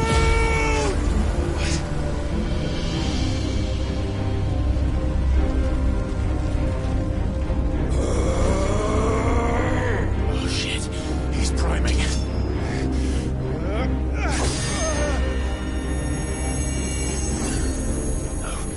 No,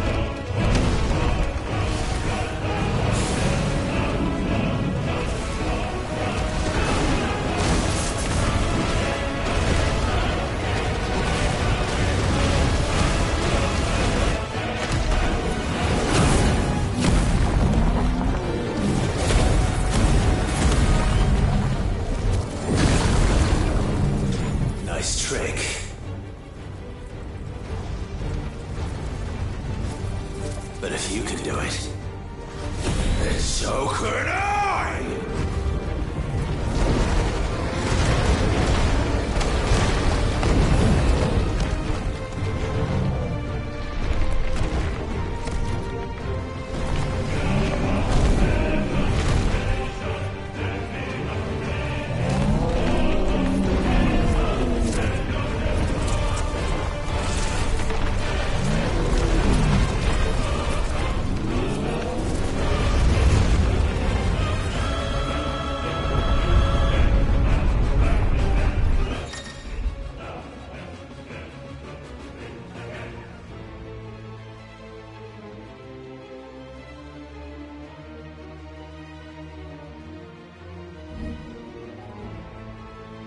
Let's give this a try.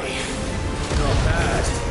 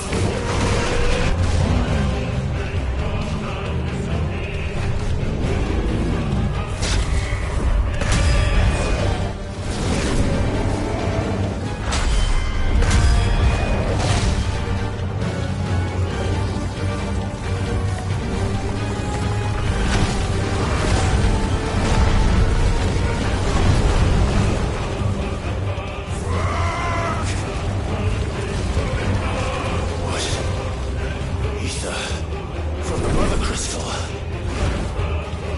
If you can do it.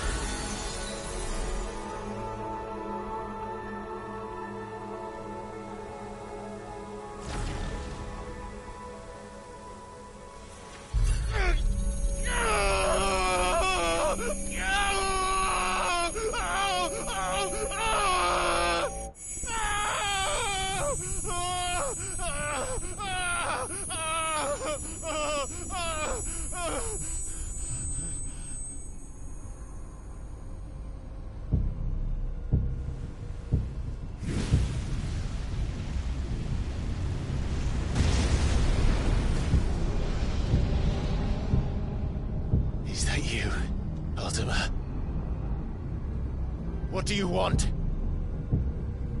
Your soul is tainted with worthless human will, yet your thirst for power remains undiminished. With every sip you take, you grow in strength, and soon you shall achieve perfection. I don't know what you're talking about. You will accept us, Mythos. It is inevitable. You were created for this purpose, and you shall serve it. Never!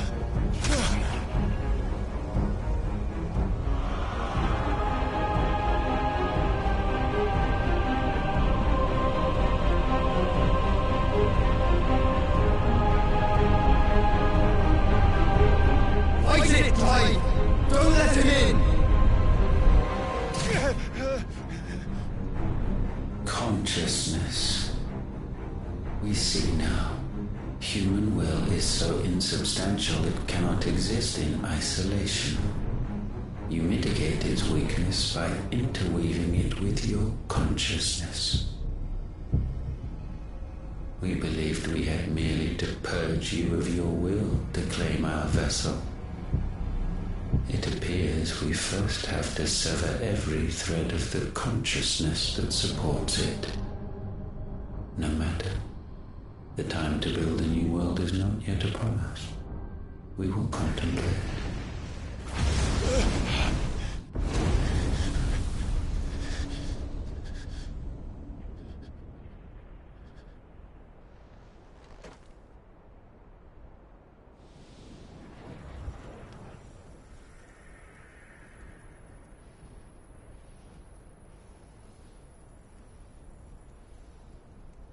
Thank you, Joshua.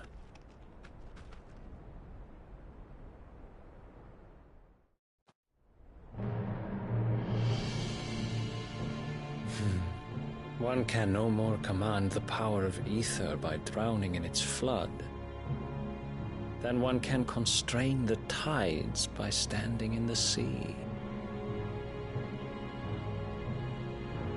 I had thought Hugo wiser than this, but it seems his head was full of rocks after all. Titan was strong. Your Majesty. But Mythos is stronger. For 5 years, that man lived only for revenge. Clinging fast to a fiction, even as it swept him into the abyss.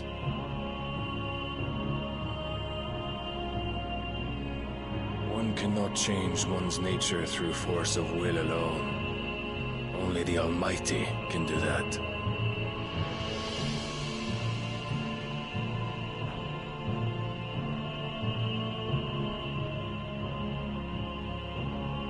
Hugo Kupka, the man who gave his life for a woman's head. A fool like all the rest.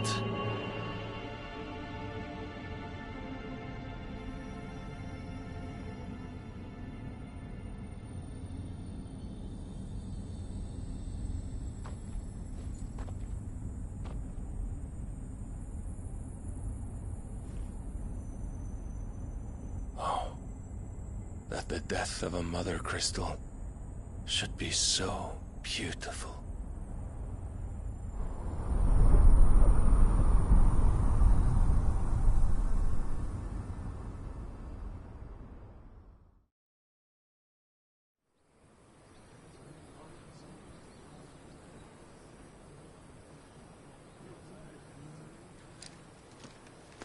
Some medicine, my lord?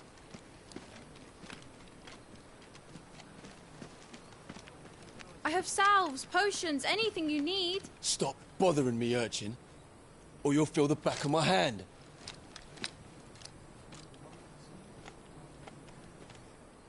You must consider your health, my prince. If a show of force is needed to keep the Dalmex at bay, you may trust in your dragoons. I beg you to call on Bahamut only as a last resort. His strength comes at too great a cost. The Empire agreed to an armistice with the Republic, and yet the Emperor still plots its ruin.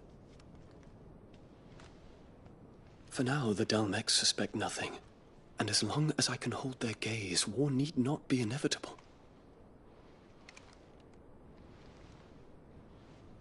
But more than that, Bahamut is the champion of the Empire. When our people look to the heavens, the sight of him gives them hope.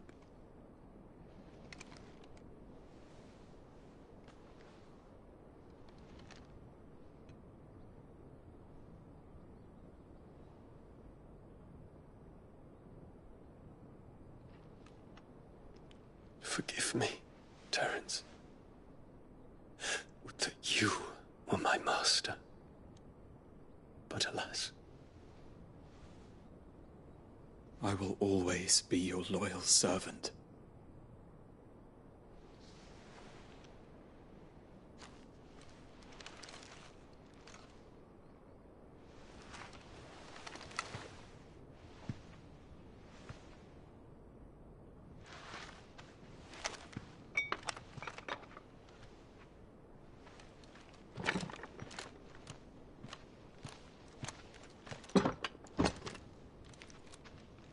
Should the Council's brazen maneuvering prompt the Republic to tear up their own treaty and launch a new assault, our soldiers would advance to meet them, cutting across the Central Isles, but not in time to prevent their forces from breaching the southern defenses and storming Twinside.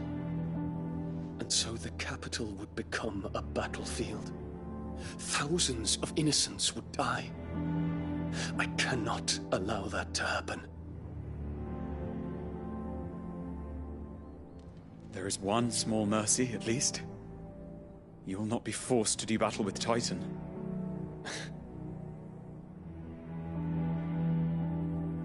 Would that I could avoid doing battle at all. 1,000 pardons, Your Highness.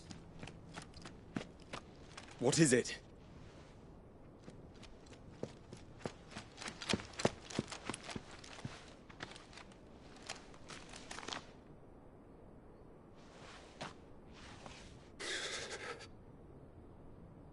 Olivier has been made emperor. What is the meaning of this? My father's orders. What were they? Quickly! Yes, Your Highness. His Radiance requests that Your Highness maintain position here and... Gah!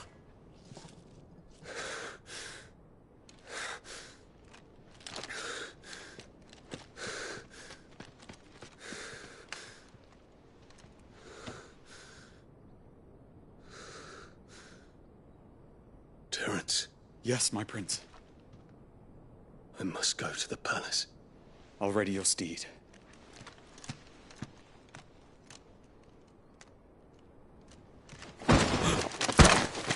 What is it now?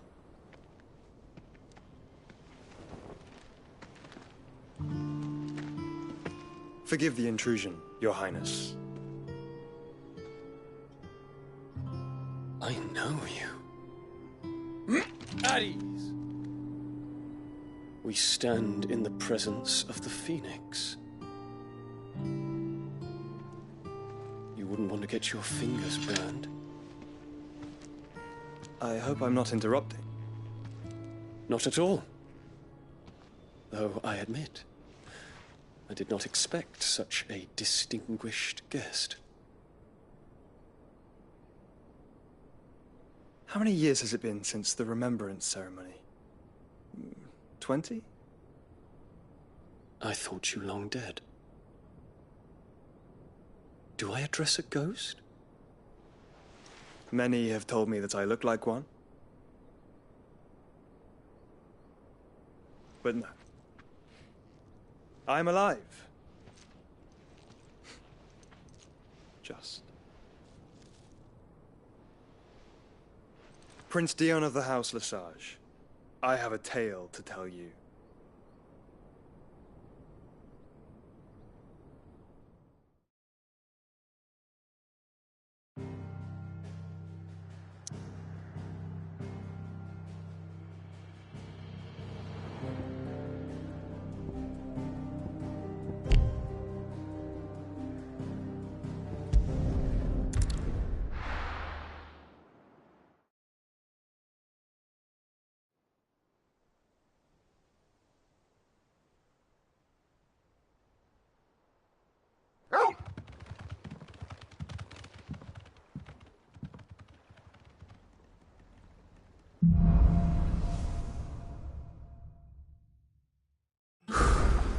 I'd better give Otto the good news.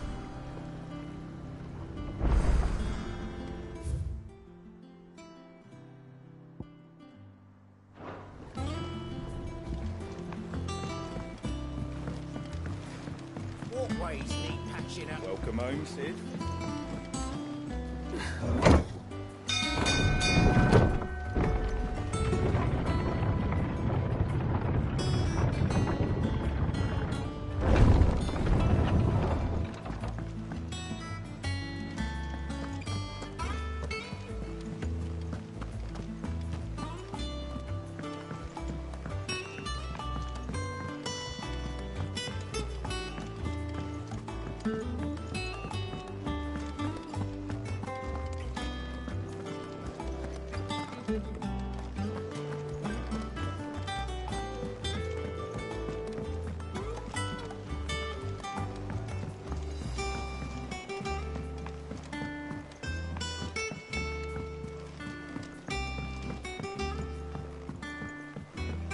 We're seeing troops amassing at every border crossing.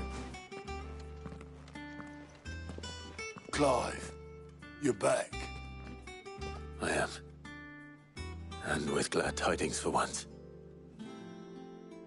Hugo Kupka is no more.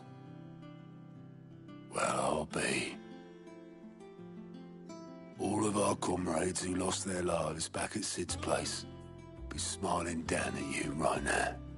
We had a stolus from Lubor saying Drake's fang had fallen. I expect that was your doing as well, was it? It's a long story. One for the history books, I'll bet. Welcome home, Clive. It's good to be back. You look better. I feel it. Which means I'm coming on your next little adventure. You're not leaving me behind again. Wouldn't dream of it. Otto. Any word on the Royalist movements since I've been away? Shouldn't you be putting your feet up? If you really want to know, go and have a word with Vivian. Thank you.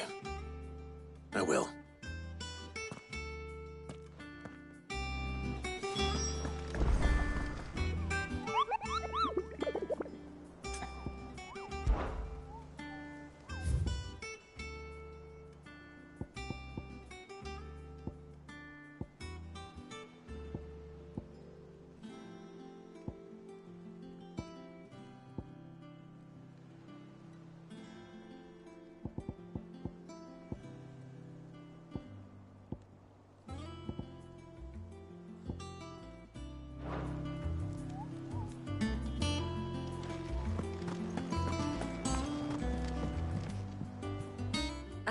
The conquering hero returns.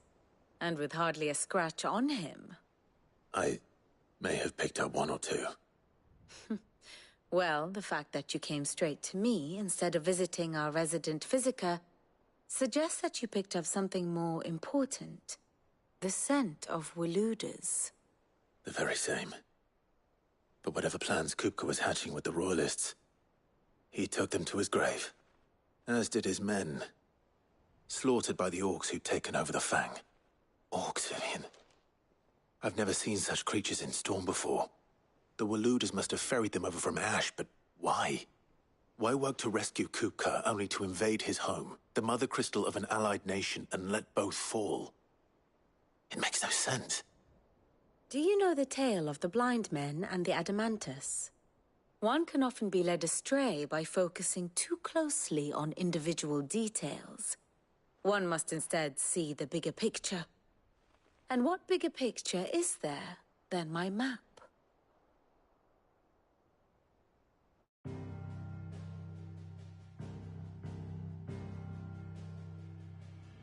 The Kingdom of Waloed claims dominion over all of Ash.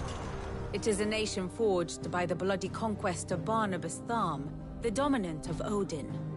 The Canvarian War of Independence in 849. The Battle of the Twin Realms in 865. The Battle of Belinus Tor in 873. Wheresoever his armies fought, Odin was found where the fighting was fiercest. But of late, the warrior king appears to have laid his sword to rest. Battle rages for control of the crystalline dominion. Yet Tharm sends not a single ship in support of his Dhalmekian allies. Meanwhile, the Blight ravages great swathes of Ash. Yet warlike Waloed shows not the faintest interest in laying claim to untouched lands. So why go to the trouble of sending an army of orcs into the heart of Drake's Fang, only to make no attempt to claim the Mother Crystal for Waloed? It can hardly be for lack of men. Tharm's armies rival any in the Twins.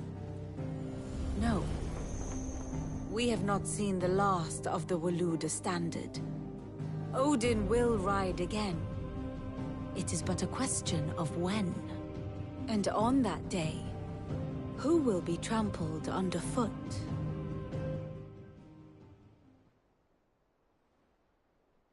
In summary, I know not to what end the Royalist betrayed Kupka. I know only that it is part of some broader scheme. A scheme tied to the ambitions of one man. King Barnabas. But there is no need to wallow in confusion. If one is to cure a sickness, one must first identify the symptoms. And your Lord Uncle has volunteered to do just that by keeping an eye on the Royalists' movements. He's really throwing himself into this. Indeed he is. Which means all that remains for us to do is await his reports. Well, not quite all in your case. The people of the Hideaway must hear the news. Justice has been done. Hugo Kupka is dead. The wounds he left that night are still raw, especially for those who lived with Sid the longest. Tell them that those wounds might finally begin to heal. Consider it the price of today's instruction. I've never known you to be sentimental. What can I say? I am only human. And we are, all of us, sentimental animals at heart. I suppose we are. Very well. I'll go and spread the word.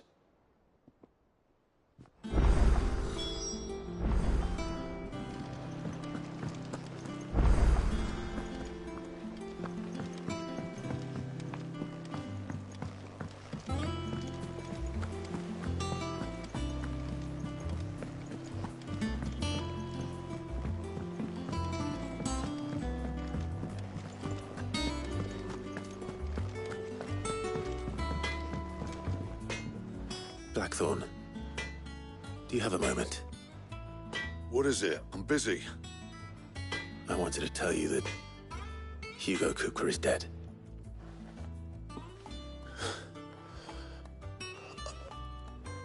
I can't tell you how long I've been waiting to hear those words. This is it then. A new beginning under a new Sid. I'll try to live up to the name.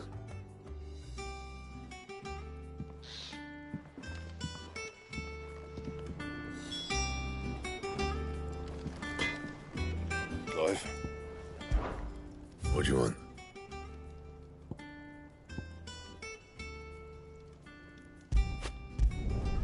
No scratches, right?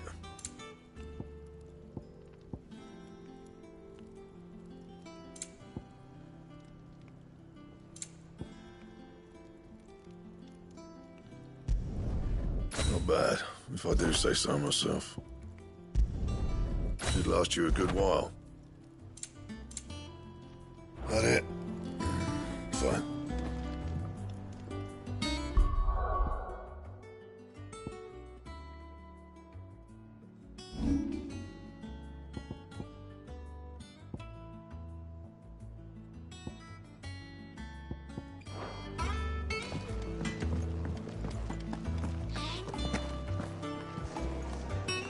Well, someone looks pleased with himself. It's true what I'm hearing, then. Nothing escapes you, Lady Karen. It's true. Kupka is dead. No more looking over our shoulders, then. Good. I'm starting to get a crick in my neck. Don't let it go to your head, though.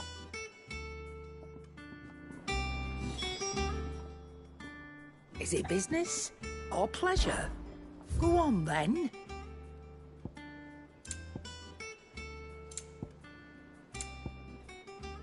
Finished, are you?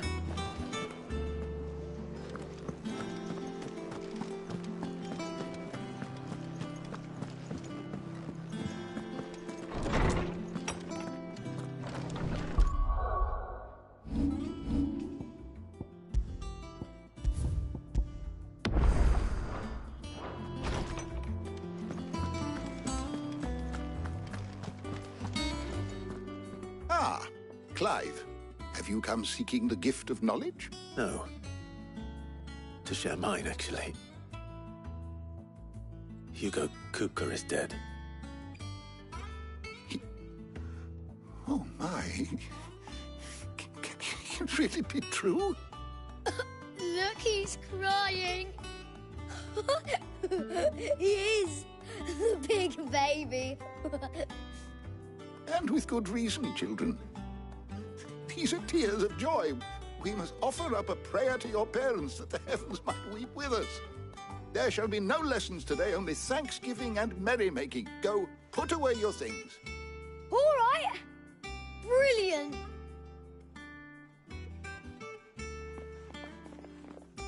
Finally, a new dawn has broken. It has. Thank you, Clive. I cannot wait to share the good news. Hippocrates. After Kuka fell, Ultima came to me. I need to know what he is. Have you learned anything? Alas, no. And not for want of trying. I have scoured nigh every historical tome in our collection and found nothing. Not even the sort of conspicuous absence that might suggest a concealment of fact. One is almost tempted to conclude that such a creature never existed. But I saw him. With my own eyes. I don't doubt that you did. Alas, it seems you are the only one who has. To others, he reveals naught. We see only that which he leaves in his wake, like some terrible force of nature beyond the ken of mortal man. A bringer of death. Whether the Ultima you met with was the being itself, or merely another projection of its power, I know not. But until I do, my investigations shall continue. Thank you. It means a lot. Right. Let's see if Otto has anything else for me. How good it is to see you, Clive. I don't believe you've read this particular chapter before. What subject shall we consider today?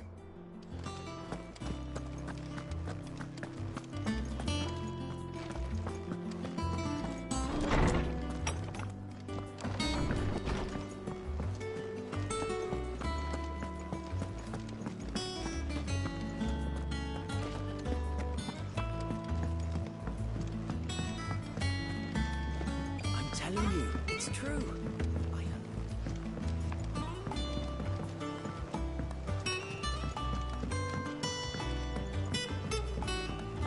We're seeing troops amassing at every border crossing.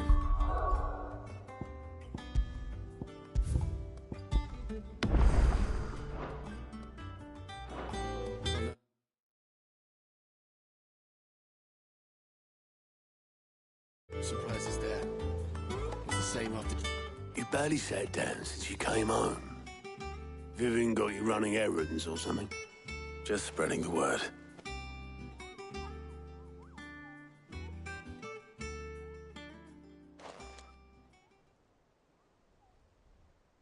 So, the Professor's got a soft side, has she? I'd never have guessed. No. She was right, though. Everyone was glad to hear the news. Ah, but you ain't told everyone. I can think of plenty of friends back at the old hideaway who'd sleep more peacefully for knowing. Not least of all Sid. You should tell him. You're right. I should. And I will. Well, when you do, be sure to take Mid with you. She's been going at it hammer and tong down at that workshop of hers, trying to do her father proud. I can't remember the last time she visited the old sod's grave. Very well. I'll suggest it.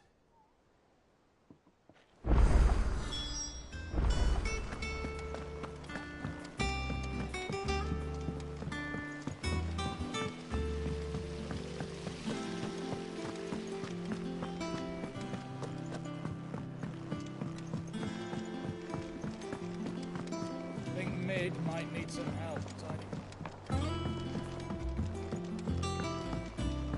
If I don't come up with something soon. All right, Clive? What do you want?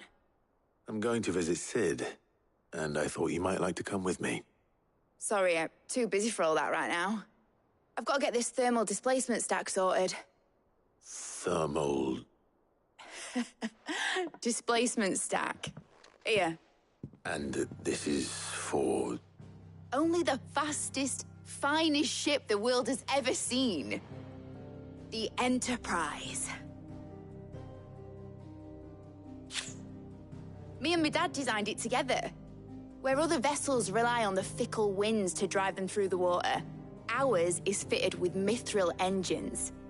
And those things have got more push than a behemoth in a bad mood, and more heat than all the hells put together. Which is where the stack comes in.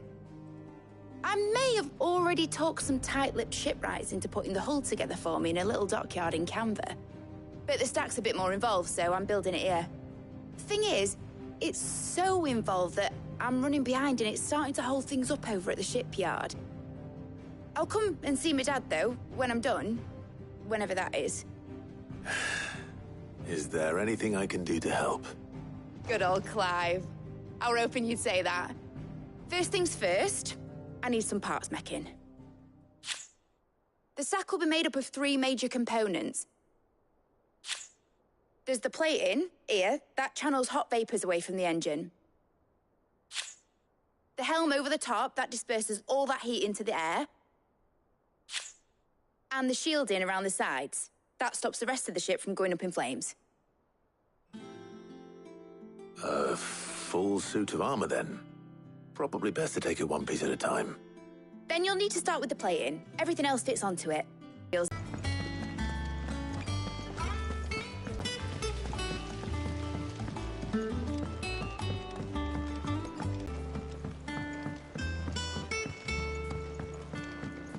This my last chance to say I'm otherwise engaged. Spare myself the arseache. Go on then.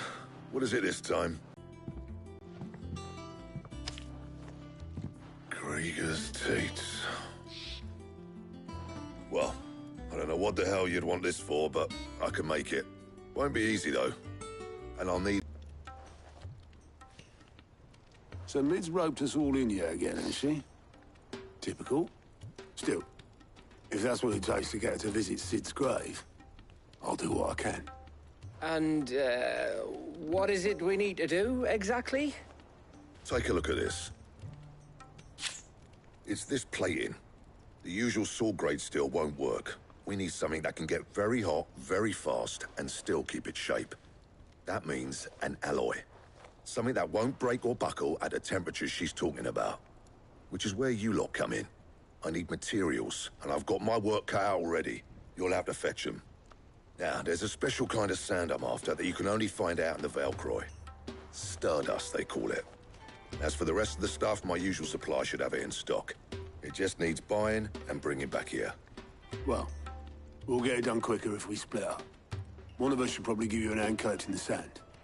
And the other can go and get the rest from this supplier. Right then. Well, make your minds up who's going where, we can get this over with.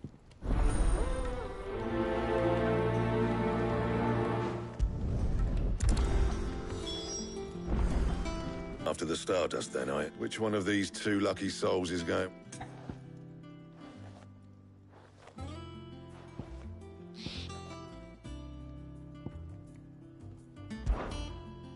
The river that runs through the southern reaches of the Valkyrie. It's the black sand that washes up on its banks that you're after. Southern reaches of the Valkyrie, eh? That's down past Dalamil. I'll go and scout the place out. See about hiring us a wagon to bring the stuff back to. All right. I'll meet you by the river. While you're off having a paddle, I'll pick up the rest of the stuff from Blackthorn's supplier. Take care. You two, eh? Don't go letting him fleece ya. Fleece me? I'd like to see him try. In your own time.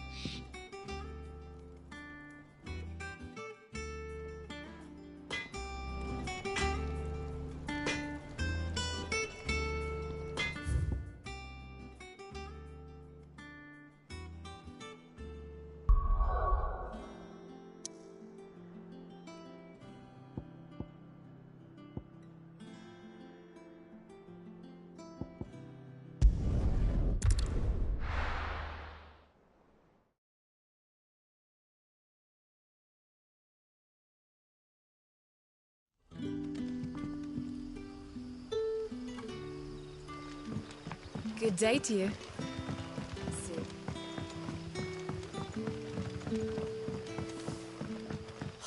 The crystals we get from the tail. Any friend of the innkeeper is a friend of mine.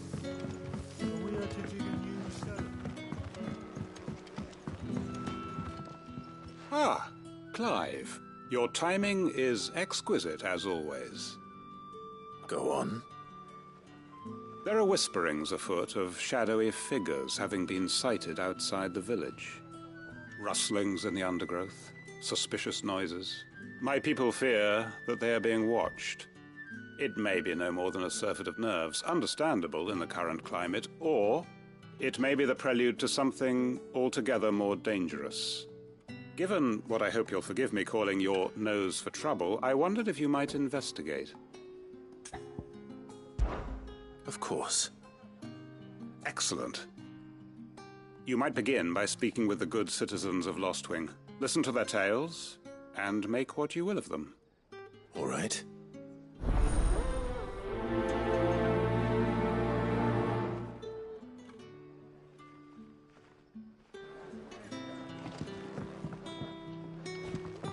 Right. Let's see what the people of the village have to say. I better find out if this is just nerves, or something we need to take more seriously.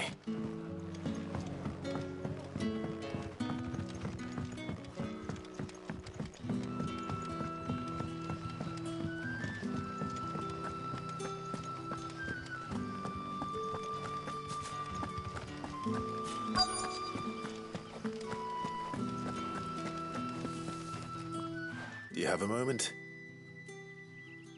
There's talk of suspicious figures in the woods. Have you seen anything out of the ordinary? No, but I've heard something.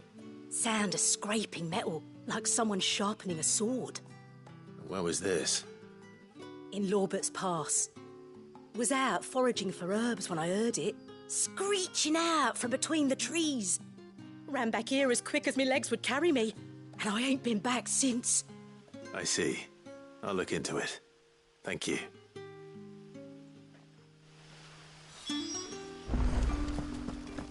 Seems Lorbert's Pass is our best bet, then. What do you... say, Torgal? Shall we go and investigate?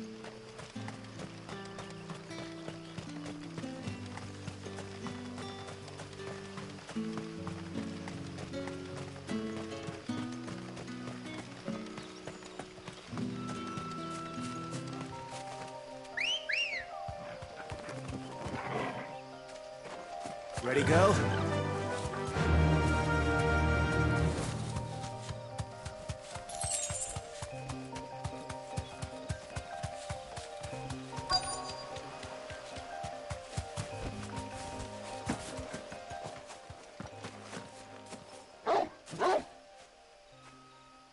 You there. Fuck! He's seen us. Get them before they escape! Black shields. Here.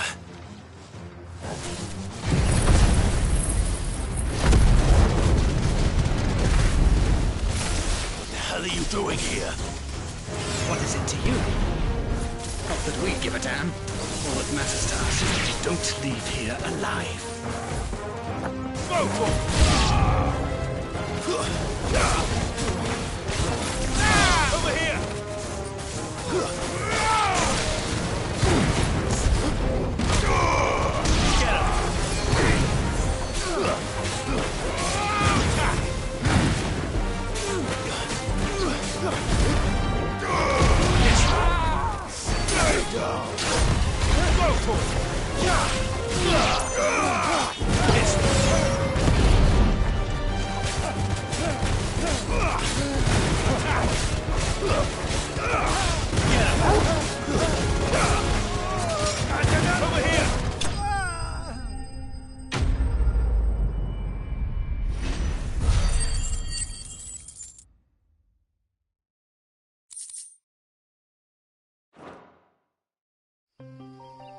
Why were they here?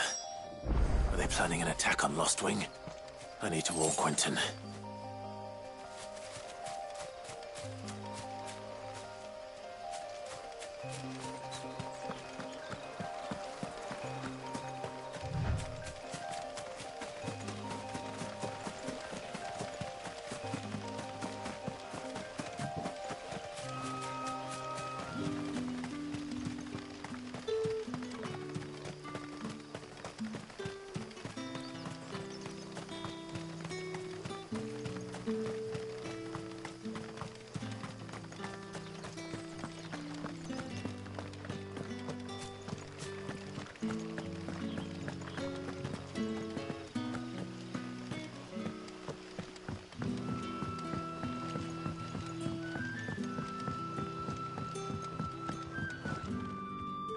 Clive, how goes the hunt for our sinister figures?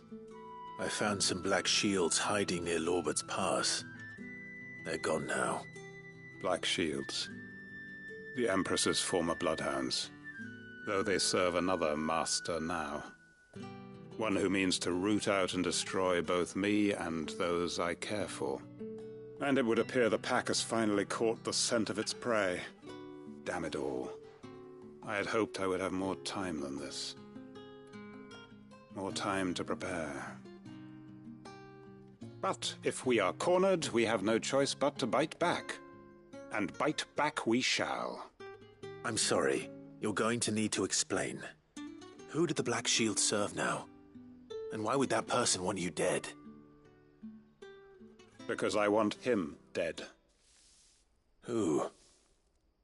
The former Lord Chief Justice of Sanbreque. All that I have built here is for him. I don't understand. Why him? Why Lostwing? I suppose it is better that you know the truth. I was a member of the judiciary once. So sickened was I by the injustice of this world, I swore to fight it. And fight it I did, in my own small way. I saw more than a few corrupt officials condemned to the very cells into which they had thrown blameless innocents. Men to whom the law was but a scourge to turn against the powerless. And throughout, it was the Lord Chief Justice who backed me, who was my one true ally in the quest to see justice done. So what changed? I discovered that he hunted bearers for sport. I was a fool to think he shared my hatred of venality and vice. His support for me was no more than a facade, a means of ridding himself of his rivals, a mask to hide the rot beneath. I filed suit against him immediately. His response, however, was rather more visceral. He had my entire family slaughtered, and he faced no punishment whatsoever. I lost everything. My loved ones, my livelihood, my position, the faith I had once held that any modicum of justice might be achieved through the courts. So I set about enacting my own. I tracked down every soul who served him, and slit their throats myself. But the man himself proved an altogether more difficult target. With money and power come protection, and so I saw that I would need an army of my own. I came here to Lostwing and began recruiting like-minded individuals. And everyone here knows this is why you do what you do. Of course. They too have lost loved ones to the bearer hunts. Seen faultless friends sent to the gallows to spare the guilty. All under the watchful eye of the Lord Chief Justice. Our wounds are the same. And our cause is the same.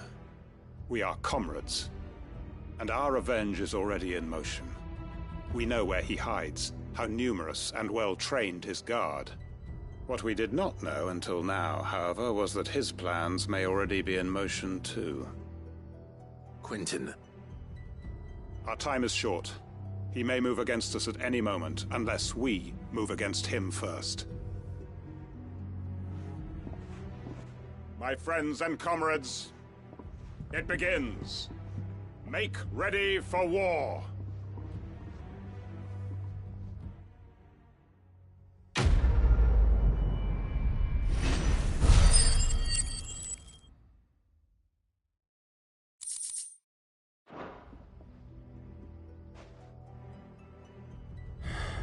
I'm not going to change his mind.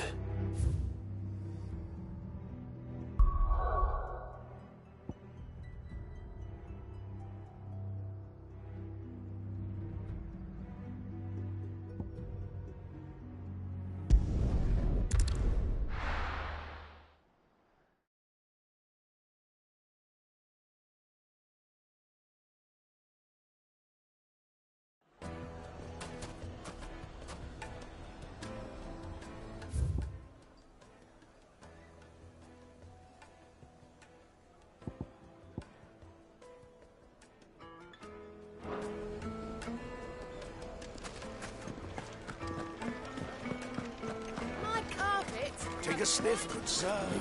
Entrance. Gone, just like that. And without so much as a by your leave. What's the matter? It's my apprentice. He up and vanished while my back was turned. I'd go and look for him myself, but I've got a bakery to run. A bakery that's now short one pair of hands. Loath though I am to rely on the kindness of strangers, I'm at a loss. Please, will you see if you can find him?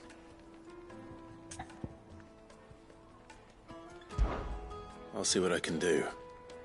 Do you know where he might have gone? I wouldn't be surprised if he was off somewhere mooning at Drake's Fang. He used to work there, you see. Poor fool left his heart in its hollow. All right. Then that's where I'll start.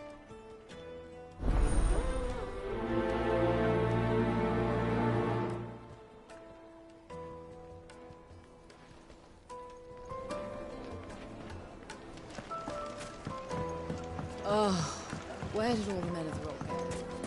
Made from the stoutest stoneware.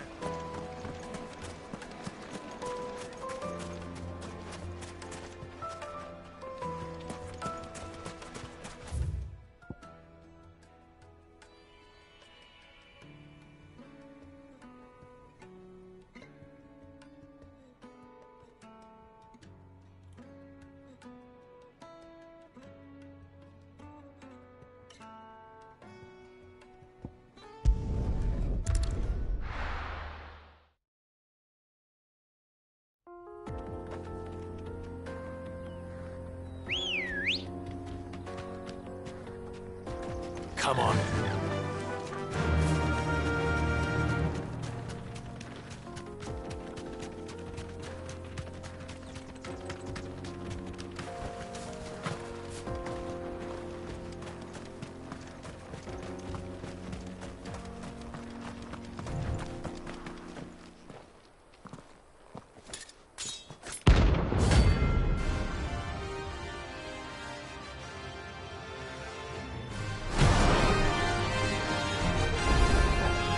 My blade yet hungers, and so do I. Come, let us feast on your flesh.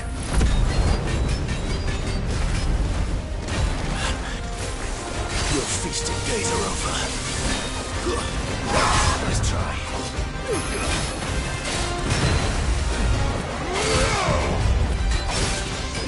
This one.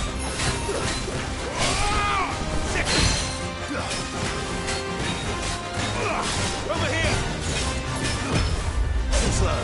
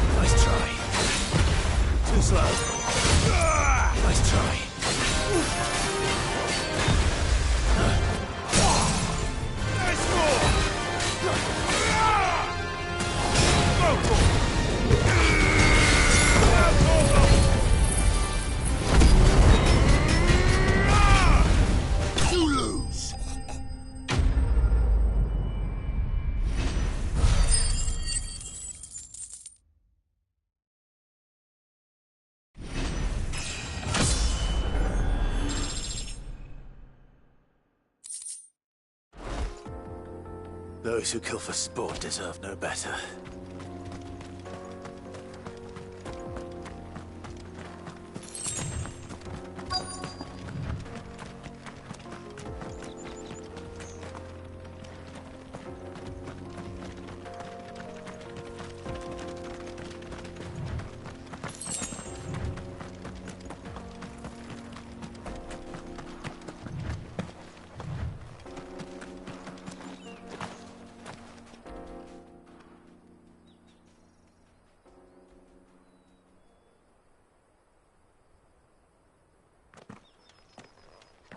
Excuse me. What do you want? The baker sent me to find you. I am a sorry, selfish sod, aren't I? Certainly not a baker. Master must have ruled the day he took me in. Time was the sight of the fang used to calm my nerves. But now look at her. I take it you miss the Mother Crystal. I hated her, but she was all I knew. Worked her mines for years. And when she shattered, part of me shattered with her. I had to trade my pickaxe for a rolling pin, but I'm no good at baking. Every loaf I touch collapses. My bread's as hollow as I am. She was the only thing that could fill the hole inside me. Oh, I loved her, damn it. But now she's gone. She's never coming back. What am I supposed to do? I ask her. How does a shell of a man learn to live again?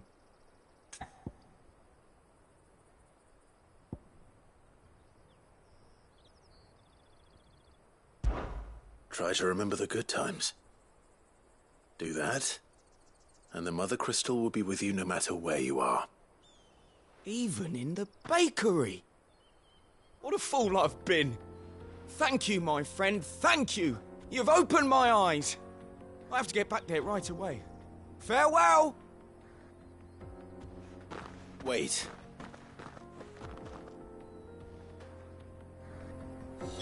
Suppose you won't be needing an escort then.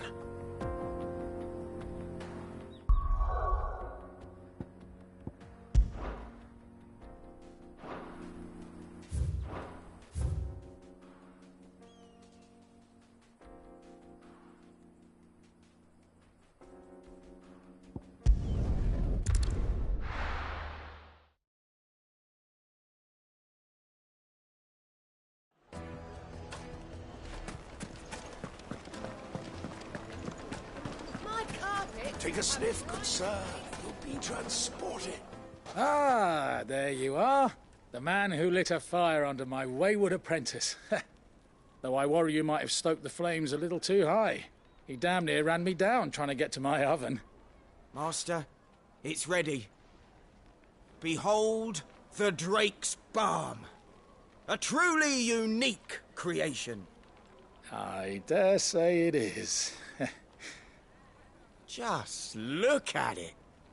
A perfect likeness of the Fang herself. Her steepled peaks, her fulsome spurs, her inviting hollow. True, my loaves collapse more often than not, but what's the Fang without her crater? Why, no Fang at all. And look, inside. She's filled to bursting with a bounty of beautiful crystals. Salt crystals! Master, I have found my purpose. I must use my work here to preserve the memory of the Fang. Well, if it tastes half as unique as it looks, I'd certainly say you're onto something. Not only is my apprentice back, but he's finally pulling his weight. With any luck, I might even have a new delicacy on my hands. I don't know how you did it, but you have my thanks.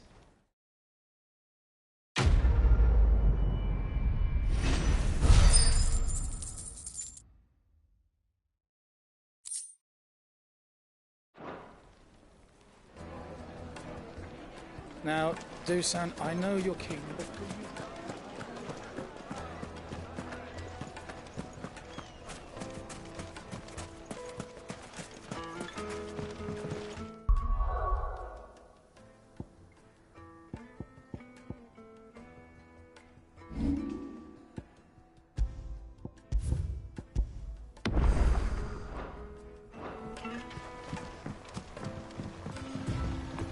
Looks like I found the river. Now where's Gav?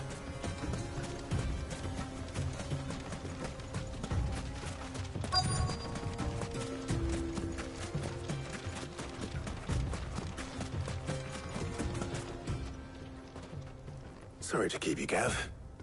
Better late than never. I've had a quick scout about, and I reckon round here's our best bet if we want to grab as much of this Stardust stuff as we can. Don't know what Blackthorn's planning to do with it, though. I asked over in Dalamil, and they seem to think it was worthless. But if Stardust is what Blackthorn wants, Stardust is what he'll get. There's plenty of this stuff lying about, just begging to be bagged. Then let's get bagging, shall we? We shall. Race ya.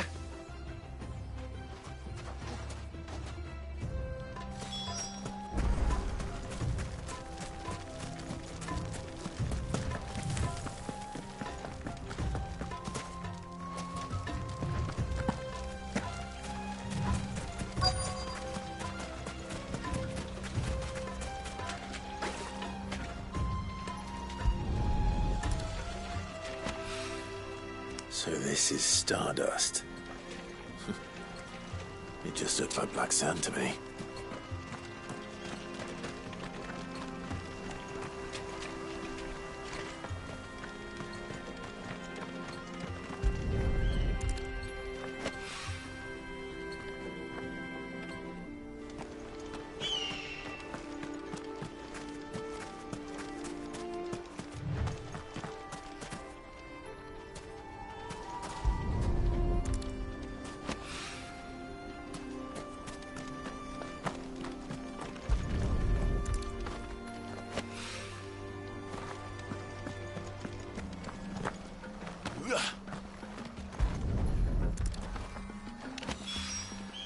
That should be enough for now. Let's see how Gav's getting on.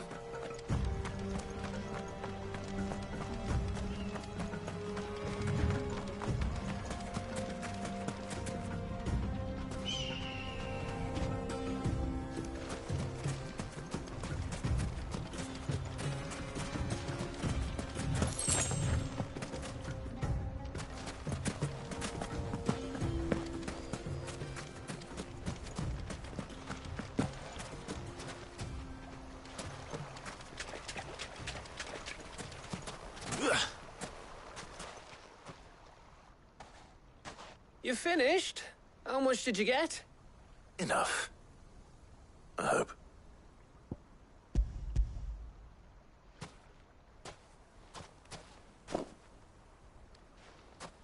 Oh, you win. That might even be enough for old Blackthorn. Hey, before we go, do you mind if we have a chat?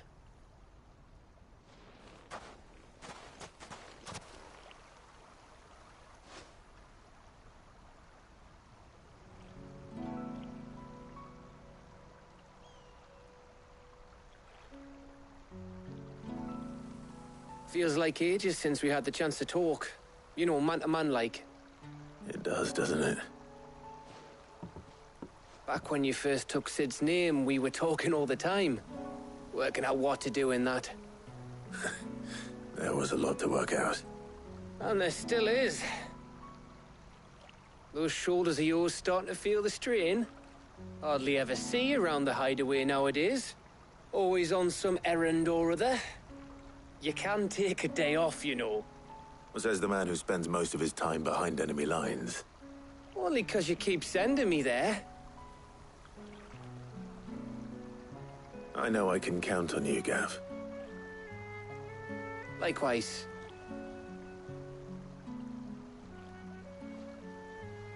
So you keep sending me wherever you need to, and I'll keep going. Safe in the knowledge that I have a home to come back to. Thanks to you.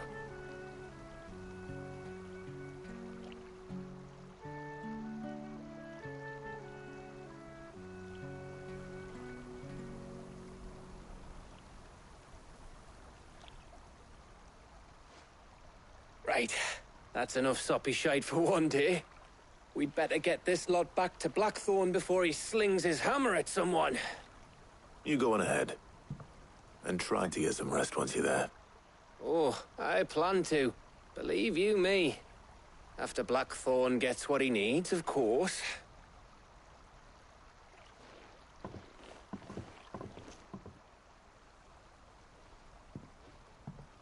Right. Ready to go home, boy?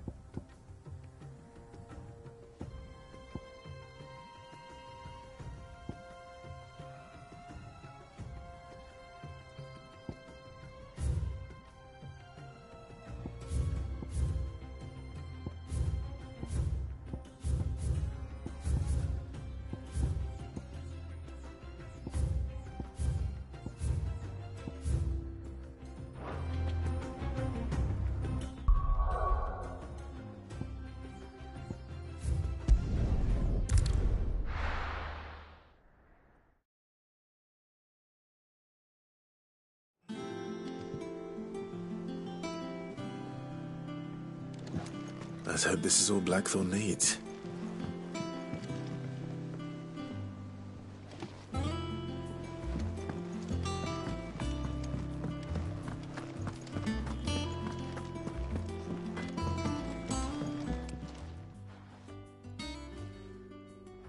Blackthorn, got everything you need?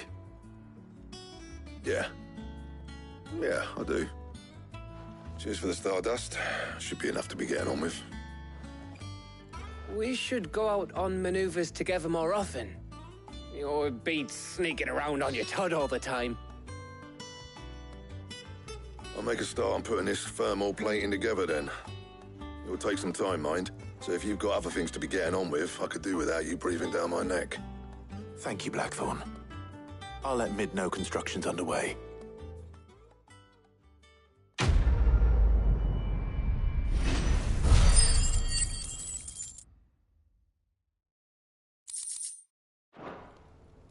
Suppose we'd better be getting back to work too. Give us a shout if you need anything.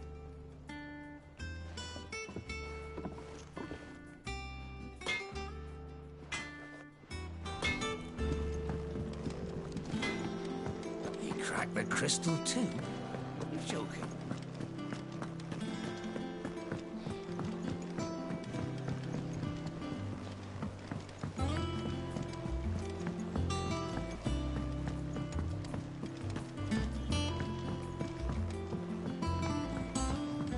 We're seeing troops amassing at every port.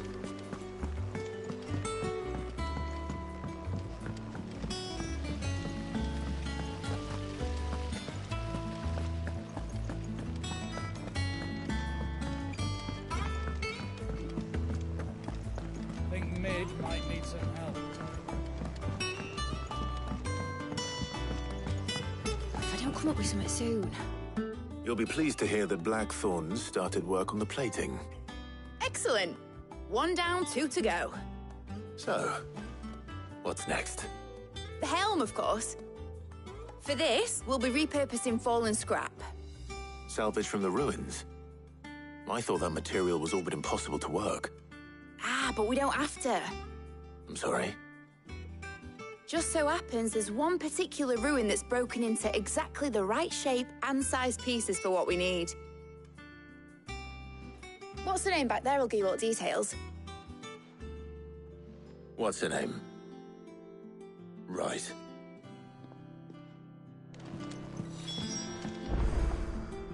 Oh, Sid, is this about the helm? Yes. Mid said I should speak with you. I'll show you the plans then. Here you see the mithril engine, in which mithril is burned to generate heat. That heat is then harnessed to produce motive force. Excess heat is dealt with by means of the thermal displacement stack, which disperses it into the surrounding air. Now, were we to rely on thermal plating alone to achieve this effect, the rate of excess heat buildup would far exceed the displacement coefficient of the plating. In other words, the reactor would overheat and eventually explode. This is where the helm comes in. It connects to the plating, you see, and serves as a sort of thermal sink to absorb all that excess energy. Our experiments have shown that fallen ceramics are remarkably thermophilic. They can withstand and absorb levels of heat far above anything we are able to make today. And not only that, they're also waterproof and immune to rust, making them the perfect material for our protective hood. Why, if sea or rainwater were to enter the reactor proper, it would vaporize instantly. The forces produced would tear the ship from stern to... You can stop there. I understand. Mid said we might be able to use parts of a fallen ruin. Where would I find it? Ah, yes. It's in Lorbert's Pass, near Lostwing. The thing is, well, I probably should have arranged to have the pieces we need brought here sooner. You see, a certain unwanted visitor has taken up residence there. It's no longer a matter of just walking in and taking them. It's, going to be considerably more dangerous than that. I see. Then I suppose I'd better deal with this unwanted visitor for you. Would that help? Oh, very much. Thank you, Sid. I'll gather my team and head there right away. We'll meet you outside the ruins.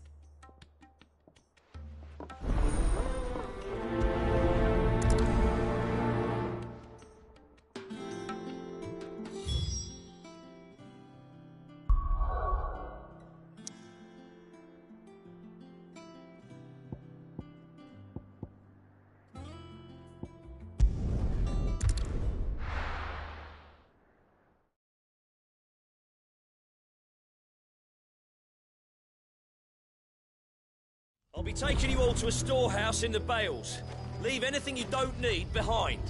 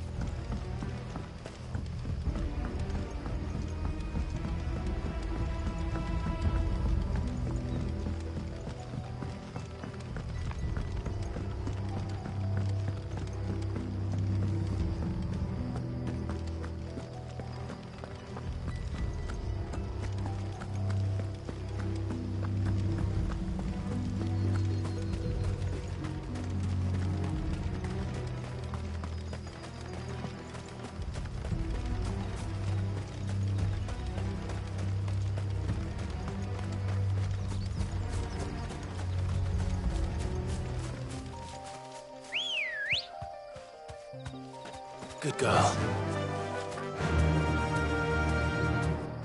Yeah!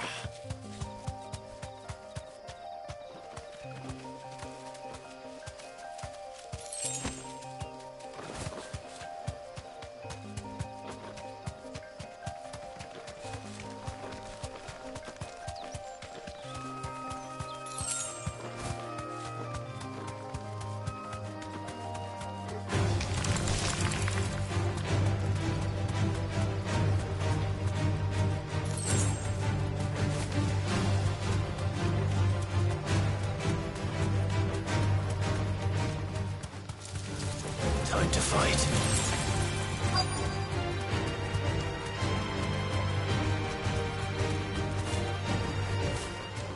You deserve a rest.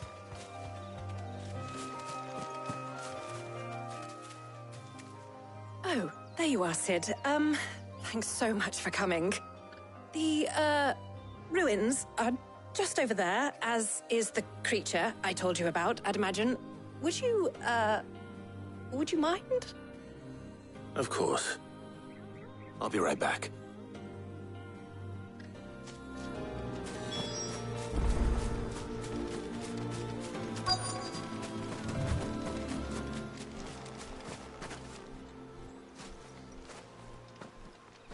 Anybody home?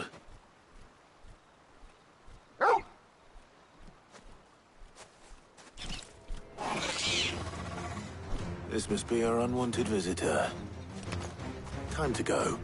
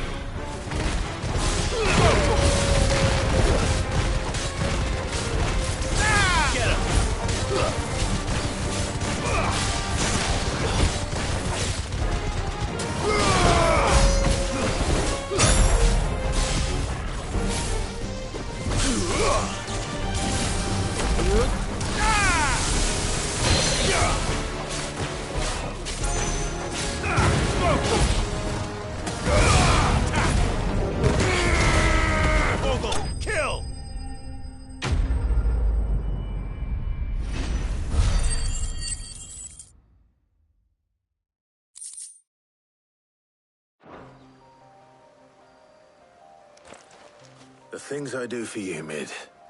Sid! Oh, thank goodness you're safe.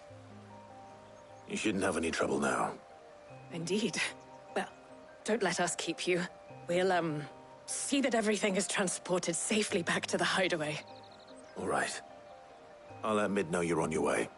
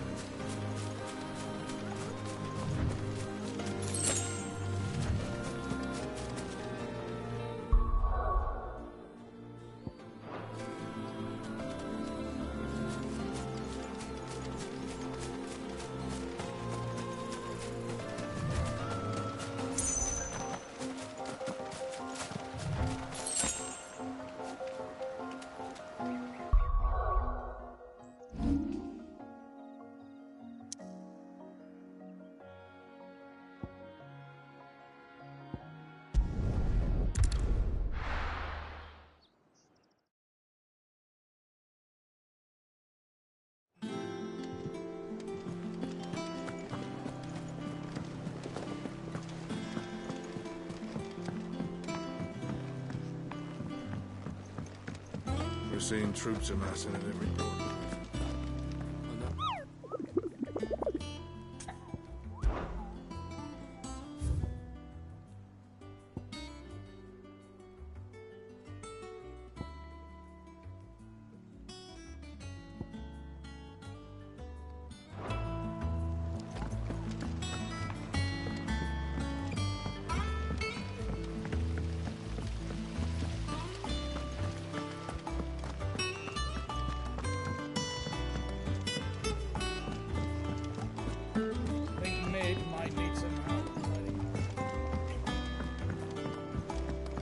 If I don't come up with something soon. Mid. Helena has recovered the material for the helm. She'll be along shortly. Excellent. Another job well done. And just one remaining. Right. Right, the shielding. This one's a bit of a bugger. How so? The plating's enough to stop the engines going pop, but those things will still be spitting out enough fire to set the rest of the ship ablaze. Which is why you need proper shielding. A prison for the dragon's breath that's blazing away inside. I thought a triple thick layer of tempered steel might do it. Or more of the stuff that the Fallen use, but they'd both be too heavy. The helm and the plating are bulky enough as it is. Add any more weight and the whole ship would be at the bottom of the briny before we'd even started. I need something light. But I've racked my brains and I just can't think what would do it. Well, if I were in need of obscure knowledge, I know whose counsel I would seek. Harpocrates. Tomes? Yeah, well, I'd thought of that, obviously. I've got all the details written down here. Can you take this to him, see what he makes of it? Right away.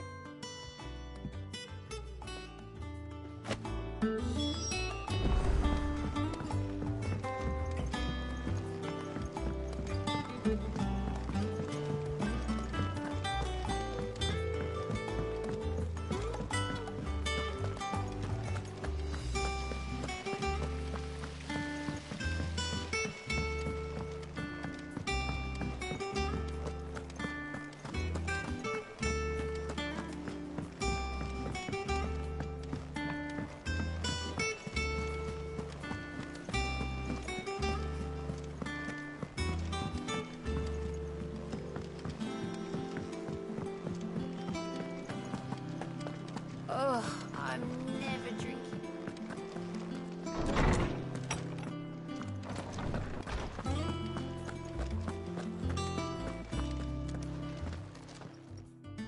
Hippocrates, do you have a moment? For you, Clive, always. Well, actually, it's for mid this time. Could you take a look at this?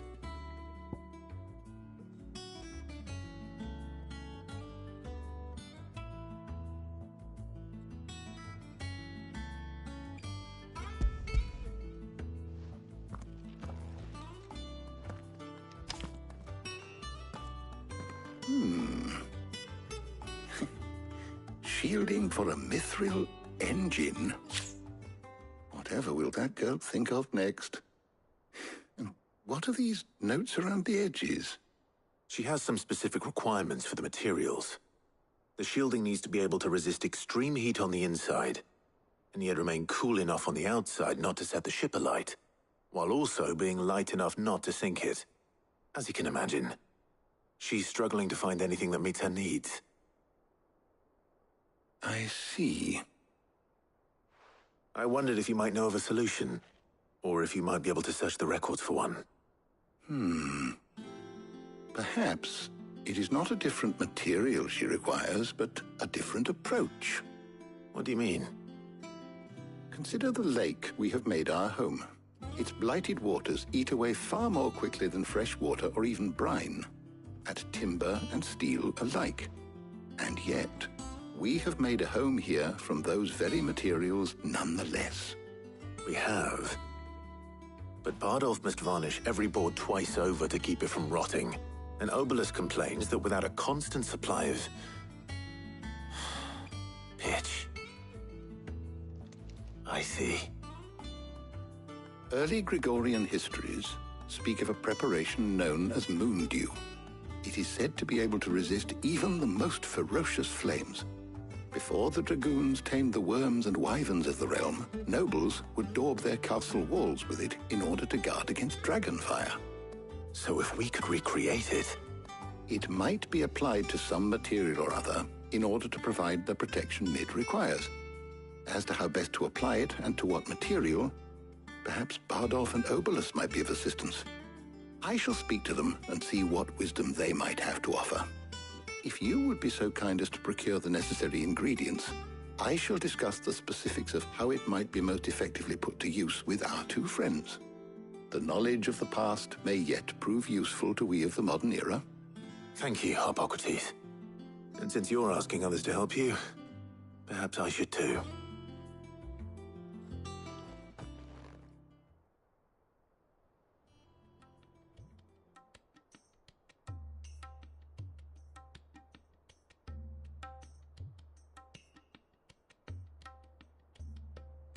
So you need a hand, do you?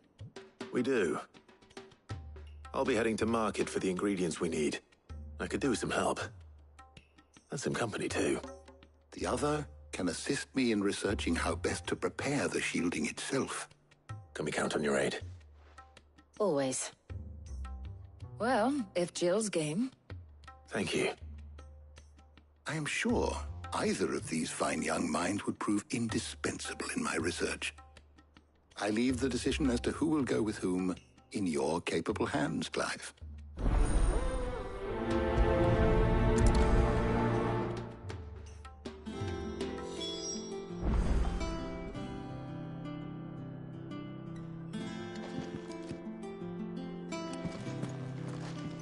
shielding that guards against even the most ferocious flames. We could have done with some of that on Justinus. I doubt I would. So, Clive, have you made your decision? Who will accompany you on your little excursion?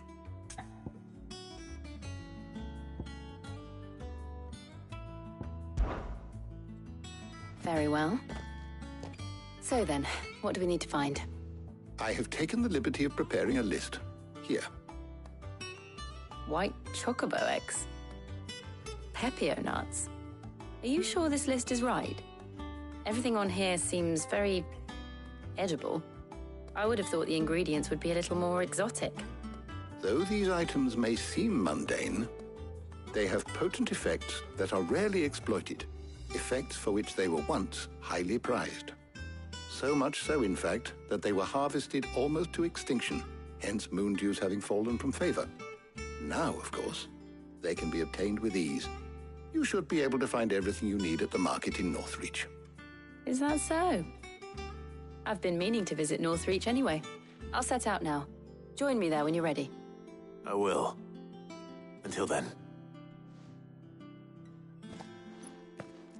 You two enjoy yourselves. You too, Talia.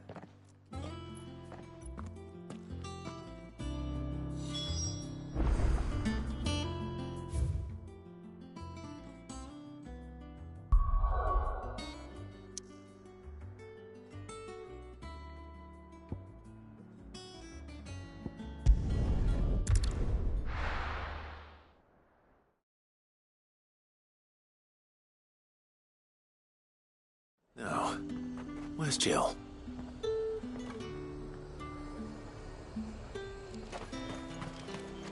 Do you see anything you like?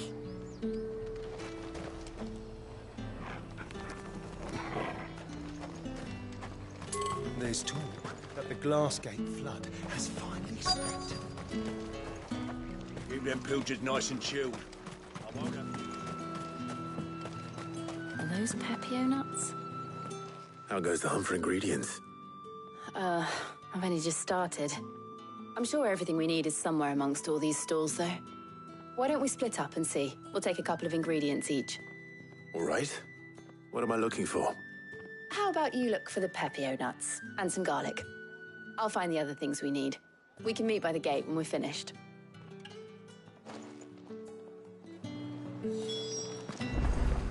Up! You'll not find a bruised pippin in the... Fresh cuts! Come and get them before... Any friend of the innkeeper is a friend of mine. I trust it's all here.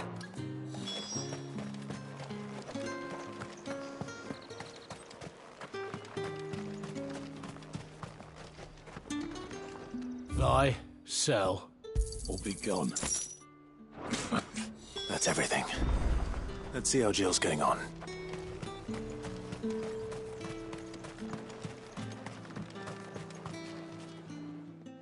Did you find everything? I did. Here.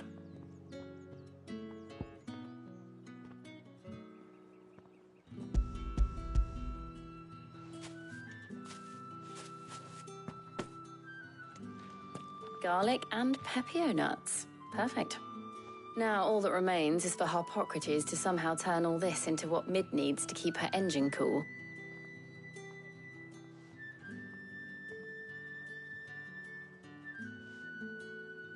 But before we head back, would you walk with me a while?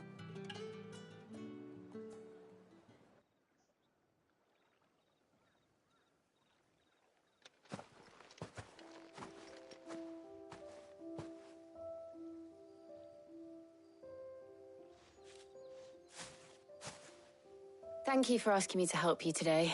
It makes a nice change. It does. It's good to get away from all the battle and bloodshed for once. Just being here reminds me of when we were children. Do you remember? Walking down Market Street in Rosalith, taking in the sights and smells. How could I forget? What with Torgal's antics. Remember how his nose would prick up at the scent of sausages? He'd go racing away and we'd have to go running after him. We wouldn't catch you now, would we, boy? Was there anything you wanted to buy for yourself while we're here? There was, yes. Well, sort of. Molly in the kitchen's told me about a place that sells particularly good pies. Thought you might like to share one with me. I would. Thank you. And I saw some bread.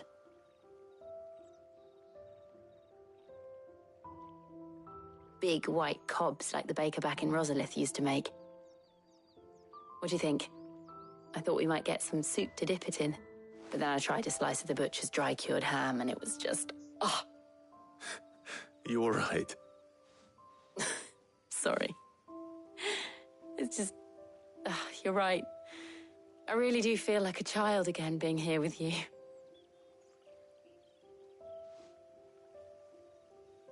Clive. Is it wrong of me to enjoy this? No, Jill. This is how life should be. And it's how our lives will be when our work is finally done. When we can live on our own terms. I hope so. Thank you, Clive.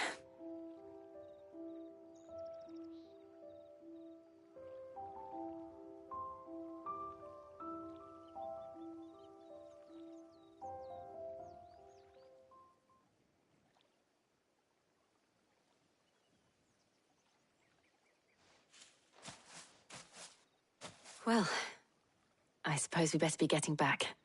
I need to give these ingredients to Harpocrates and Talia. I'll see you at the hideaway. Take care. I will. You too.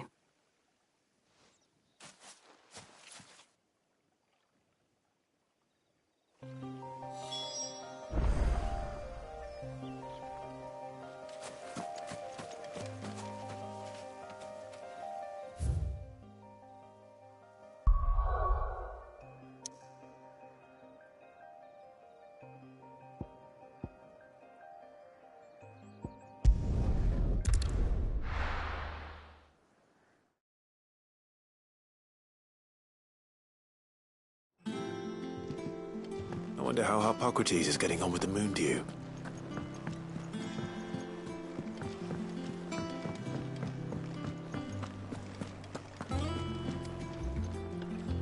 Thanks to Sid. Father is gone. I'm sure they'll...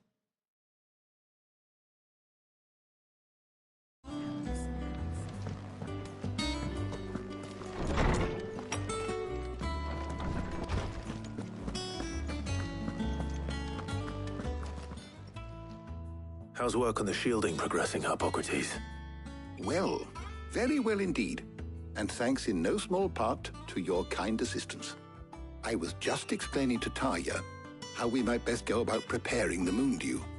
And now that we have all the ingredients, we may begin. You can count on me. I've mixed more than a few mysterious concoctions in my time. I'm sure you have. What about the shielding itself? Work is underway, under the watchful eyes of Bardolph and Obolus. Apparently, it'll be ready soon. Thank you. All of you. Right then. Jill, would you join me in the infirmary? Many hands make light work and all that. Of course.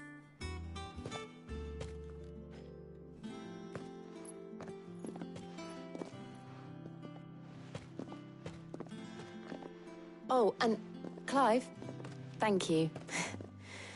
It was nice just being with you.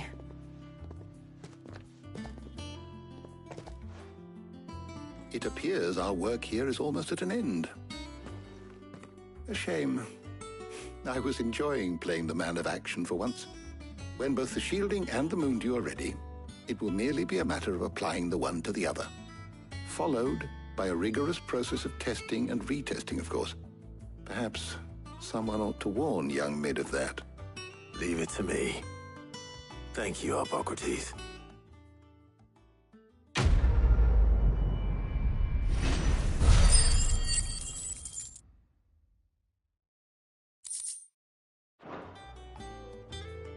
Well, I'd better go and give Mid the good news then.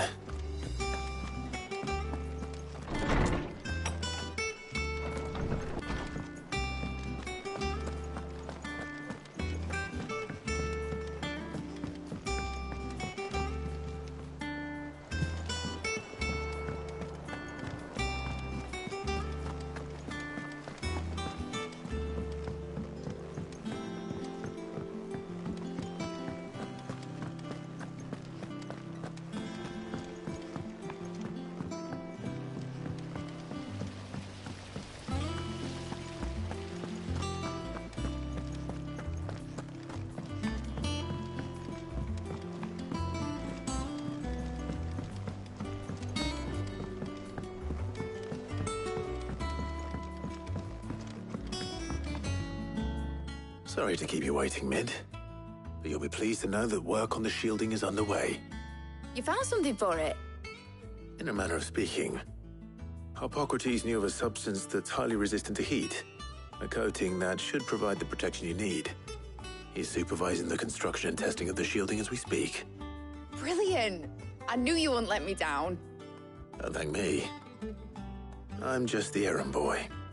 Right then, better start working out how to bolt all these bits together. To the Black Hammer!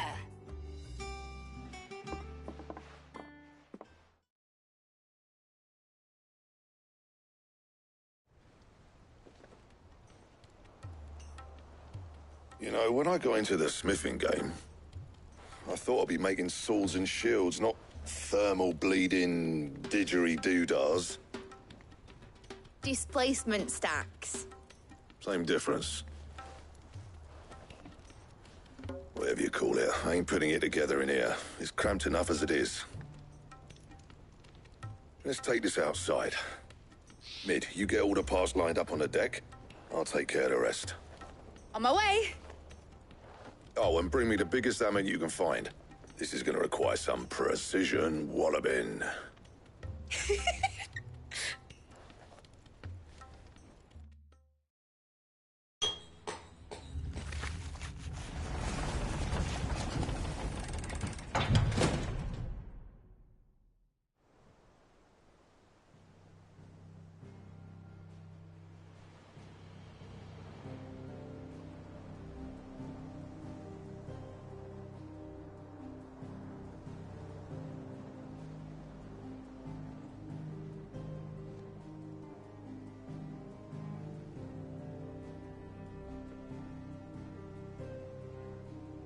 It's finished! It's finally finished!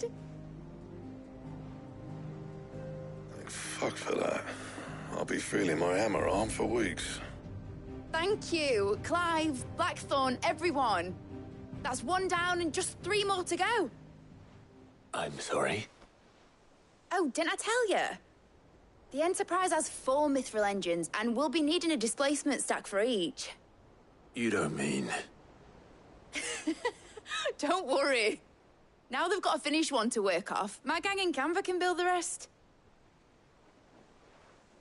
Good luck to them, I say.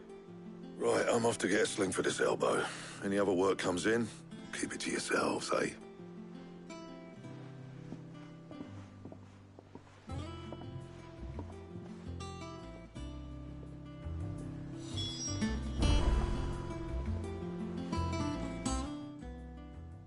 What's the matter? Nothing. Just daydreaming.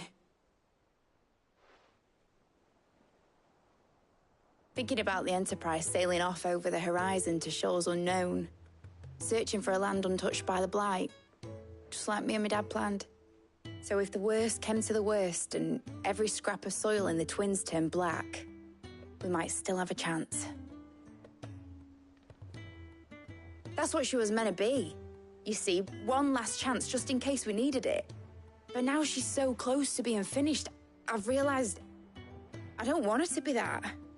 I don't want her to be just a lifeboat for us to cling to if things get desperate. I want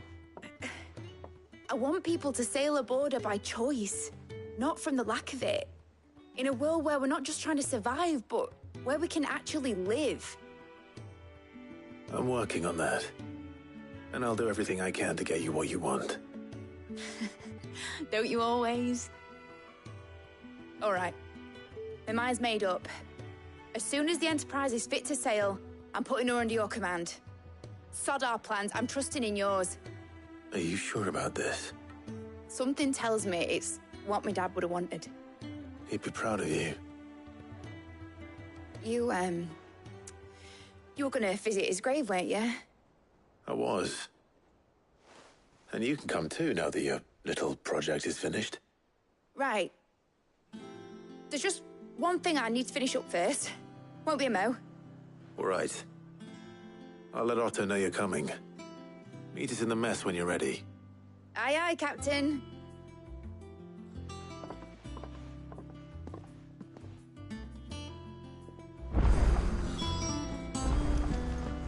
Sid told me she was building a ship. Really? That's a ship? Let's sail it around the lake.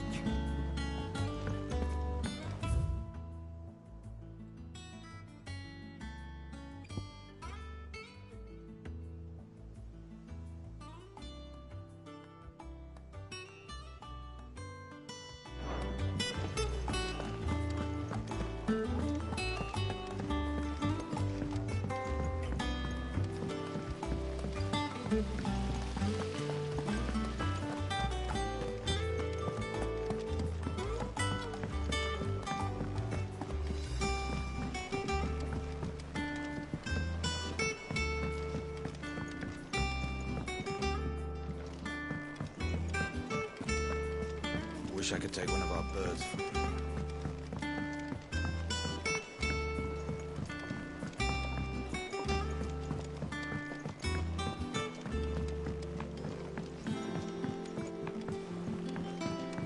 I went up to give some greens to the chocobo.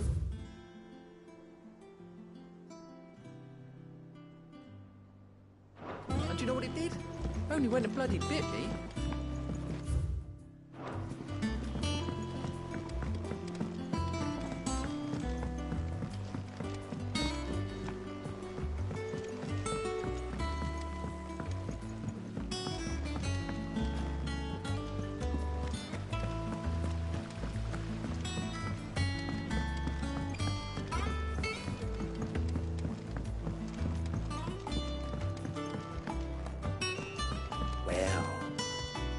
Here, Sid. Reckon you might be just the man to help me out of a bit of bother, if you've a mind to. Let's hear it. Well, it's about this alembic the chief's got me making. Lovely bit of kit it is. Bung in a solution you want splitting, and it will separate it out, just like that. Problem is, it won't always get rid of all the impurities. And with some of the stuff we need it for, that ain't good enough. Which is why I've been looking for something to filter the liquid we'll be cooking off. And that's where I was hoping you could help me out. I imagine Tyre could get some use out of this alembic too. Distilling medicines and the like. All right. Why not? Proper job! So what exactly do you need for this filter? Nothing but bomb ash'll do, says the chief. Gave me a sample she'd obtained from the university stores. Couldn't believe my eyes. You pour the blackest blight water through it, and it comes out clear as a mountain stream. So, I did a bit of reading about where I might be able to get hold of some. And do you know what I found out? It's only the blimmin' bones of a bomb king. They leave them behind when they die, see? I take it that's where I come in. If you wouldn't mind. I saw a billet on the hunt board for one just the other day. Would have gone myself, but, well, fighting dirty great balls of flame ain't exactly my forte. You, on the other hand... All right. I'll see what I can do. Thank you kindly. And a good hunting, eh?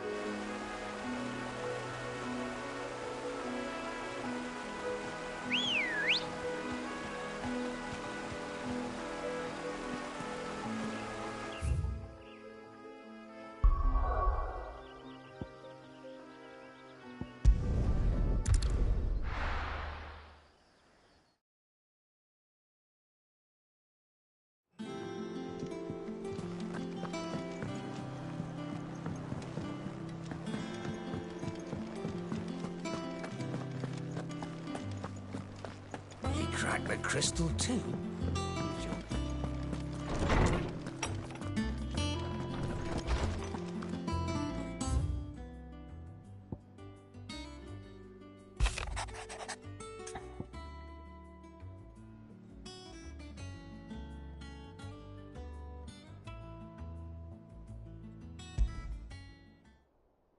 Trouble with the ledgers.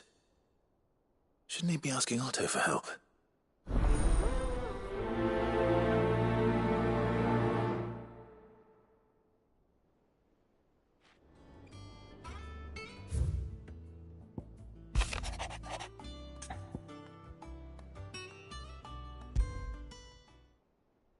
What could be wrong with Torgor? He seemed well enough when I last saw him.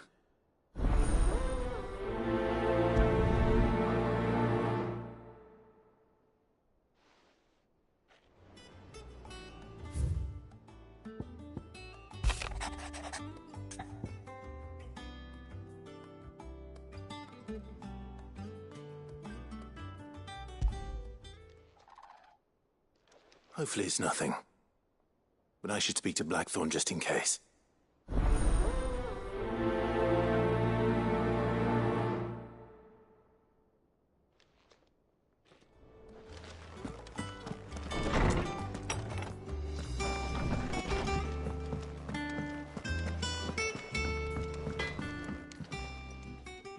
Blackthorn, do you have a moment? Not really, no. This won't take long. I just wanted to ask how you're getting on. August was worried about you, that you might still be doubting your craft, even after learning the trick of that cuirass. Is there something else weighing on your mind? Perhaps sharing your thoughts might help. That bastard's like a dog with a bone. Still, he's got a keen eye, I'll give him that. He's just, well, Karen showed me something. Something I've never seen before. And that was? A sword. An odd-looking thing with a single-edged blade. The metal itself wasn't anything to write home about, but fuck me, the edge on it. You could slice a man clean in two with a weapon like that, and he'd be halfway home before he even realised he'd been cut. So that's what's troubling you? No. Not troubling me exactly. More distracting. Can't stop thinking, how do you get an edge that sharp? It's driving me mad. And if you knew how to do it, we could arm the curse breakers with even better blades. That's about the size of it, yeah. I'll see what I can find out. Sharper swords are always welcome. And we can't have our master blacksmith being distracted. You're a soft touch, you know that. But I can't say I'm not grateful for it. Good luck, eh? Thank you. Let's see what Karen knows about this sword.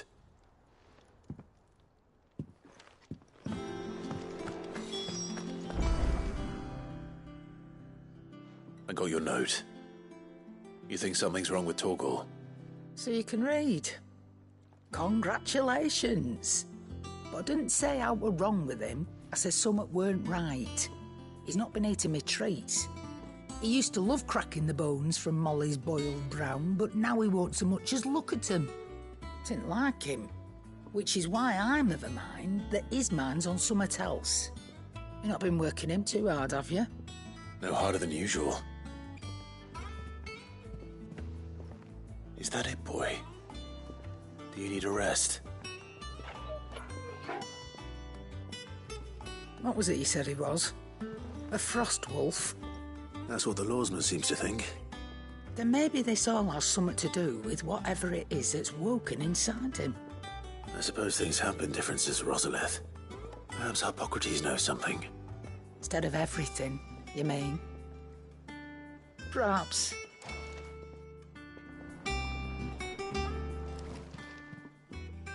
You're looking well, Karen. What do you want? Out with it. I want to know about the sword you showed Blackthorn. Single-edged and extremely sharp. Running around after him again, are you? I suppose I am, yes. But I need to help him find out how to work an edge like that. It's driving him to distraction. Little wonder, I suppose. There's not many like that make it as far as the twins, and those that do go straight into private collections. Which made it nice and easy finding a buyer. Can you tell me who bought it? Where is it now? You think I tell people who my clients are? Suppose you're not likely to go nicking him off me, are you now? Fine. If you stop mooning at me like that. Lord Ignac's the man you want. Dalmekian bloke. Collects weapons and the like. And he's got more money than sense, which is why he's one of my favourite clients. Reckon he'll still be at the inn in Dalamil, where I left him. Thank you, Karen. Oh, and he's a touch eccentric, if you take my meaning. I appreciate the warning.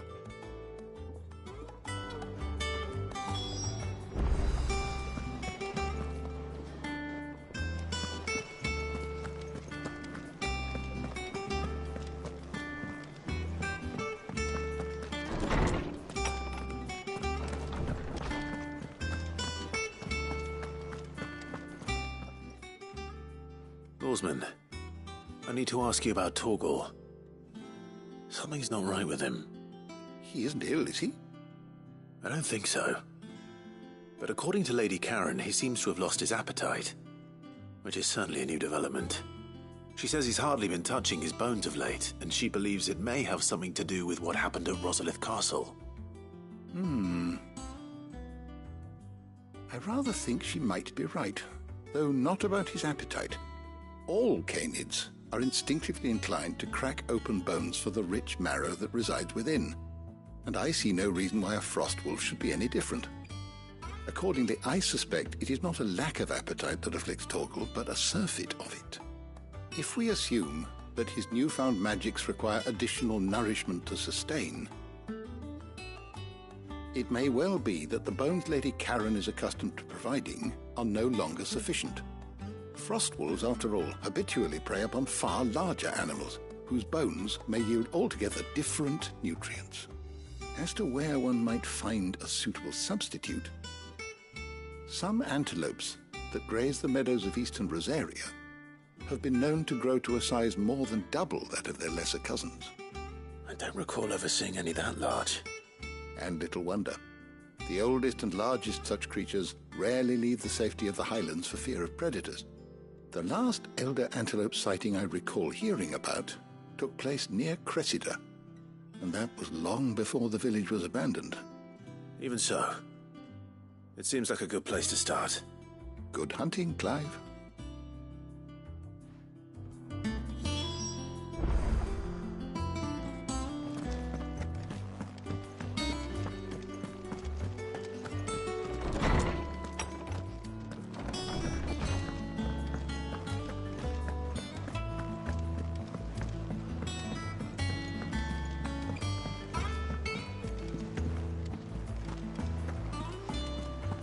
Is that the thing Tomes helped to build? Ned told me she was building a ship.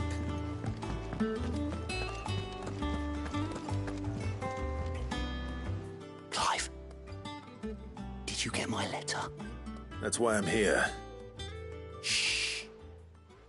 Otto might be listening. Is this better? A little. Listen, I've some bad news.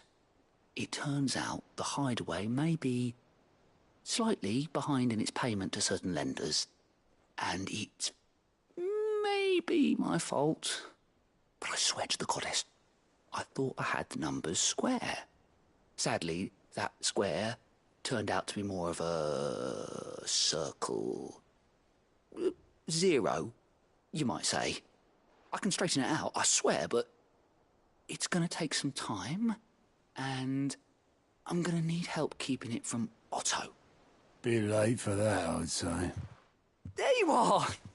What a surprise! So let me get this straight. You forget to pay our lenders what they're due, and instead of coming straight to me, you get Clive to come to you. And I hope he'll dig you out of the hole you've dug for yourself. Clive, the man in charge of the place you've been cheerfully trying to bankrupt. And you thought this was a cunning plan. Why? Well, Who needs paying? Oh, just Martha. And the dame. And, well, Lady Karen. But only 500 talents. We owe 3 of our most trusted friends 5 million gil. Each. 5 million each. They lent us the bulk of the money we used to rebuild the hideaway, you see, and, well, I must have made some sort of oversight. Those ledgers were my responsibility, and it was my decision to entrust them to you. This is my fault. Do we have that much to hand? I can always ask my uncle. No, we don't. And no, you won't. We've lightened Lord Rosfield's purse enough. After the king's ransom we had off him, he deserves better than to see our begging bowl. Besides, we'll need to learn to stand on our own if we're going to make this work. All right. But that doesn't mean you have to shoulder the burden yourself. Is there anything I can do to help? There might be. How'd you fancy taking these to Martha and the dame? Rocks. Rocks, he says. Worth 1,000 talents apiece, these are. A little something Sid and I set aside for when times got lean. And I reckon 15 million in overdue debt probably qualifies. I just hope our associates' eyes are a bit more discerning than yours. I'm sure there will be. Should be me making the rounds, really. But you know how it is with this place. Orders to bark, arses to wipe, and all that. I know. Which is why I don't mind going in your place. Go. Do you know why I only gave Master Clive here 2 star rubies? Because you'd rather Lady Karen killed me. Because I'd rather Lady Karen killed you. Yes. Well, I suppose this is goodbye then. Don't worry. I'm sure Karen will understand. Really? Do you think so? No, I don't.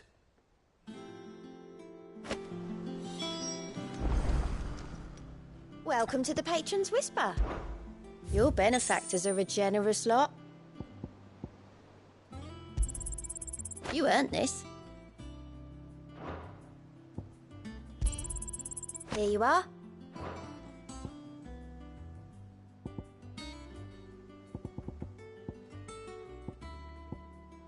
Come again.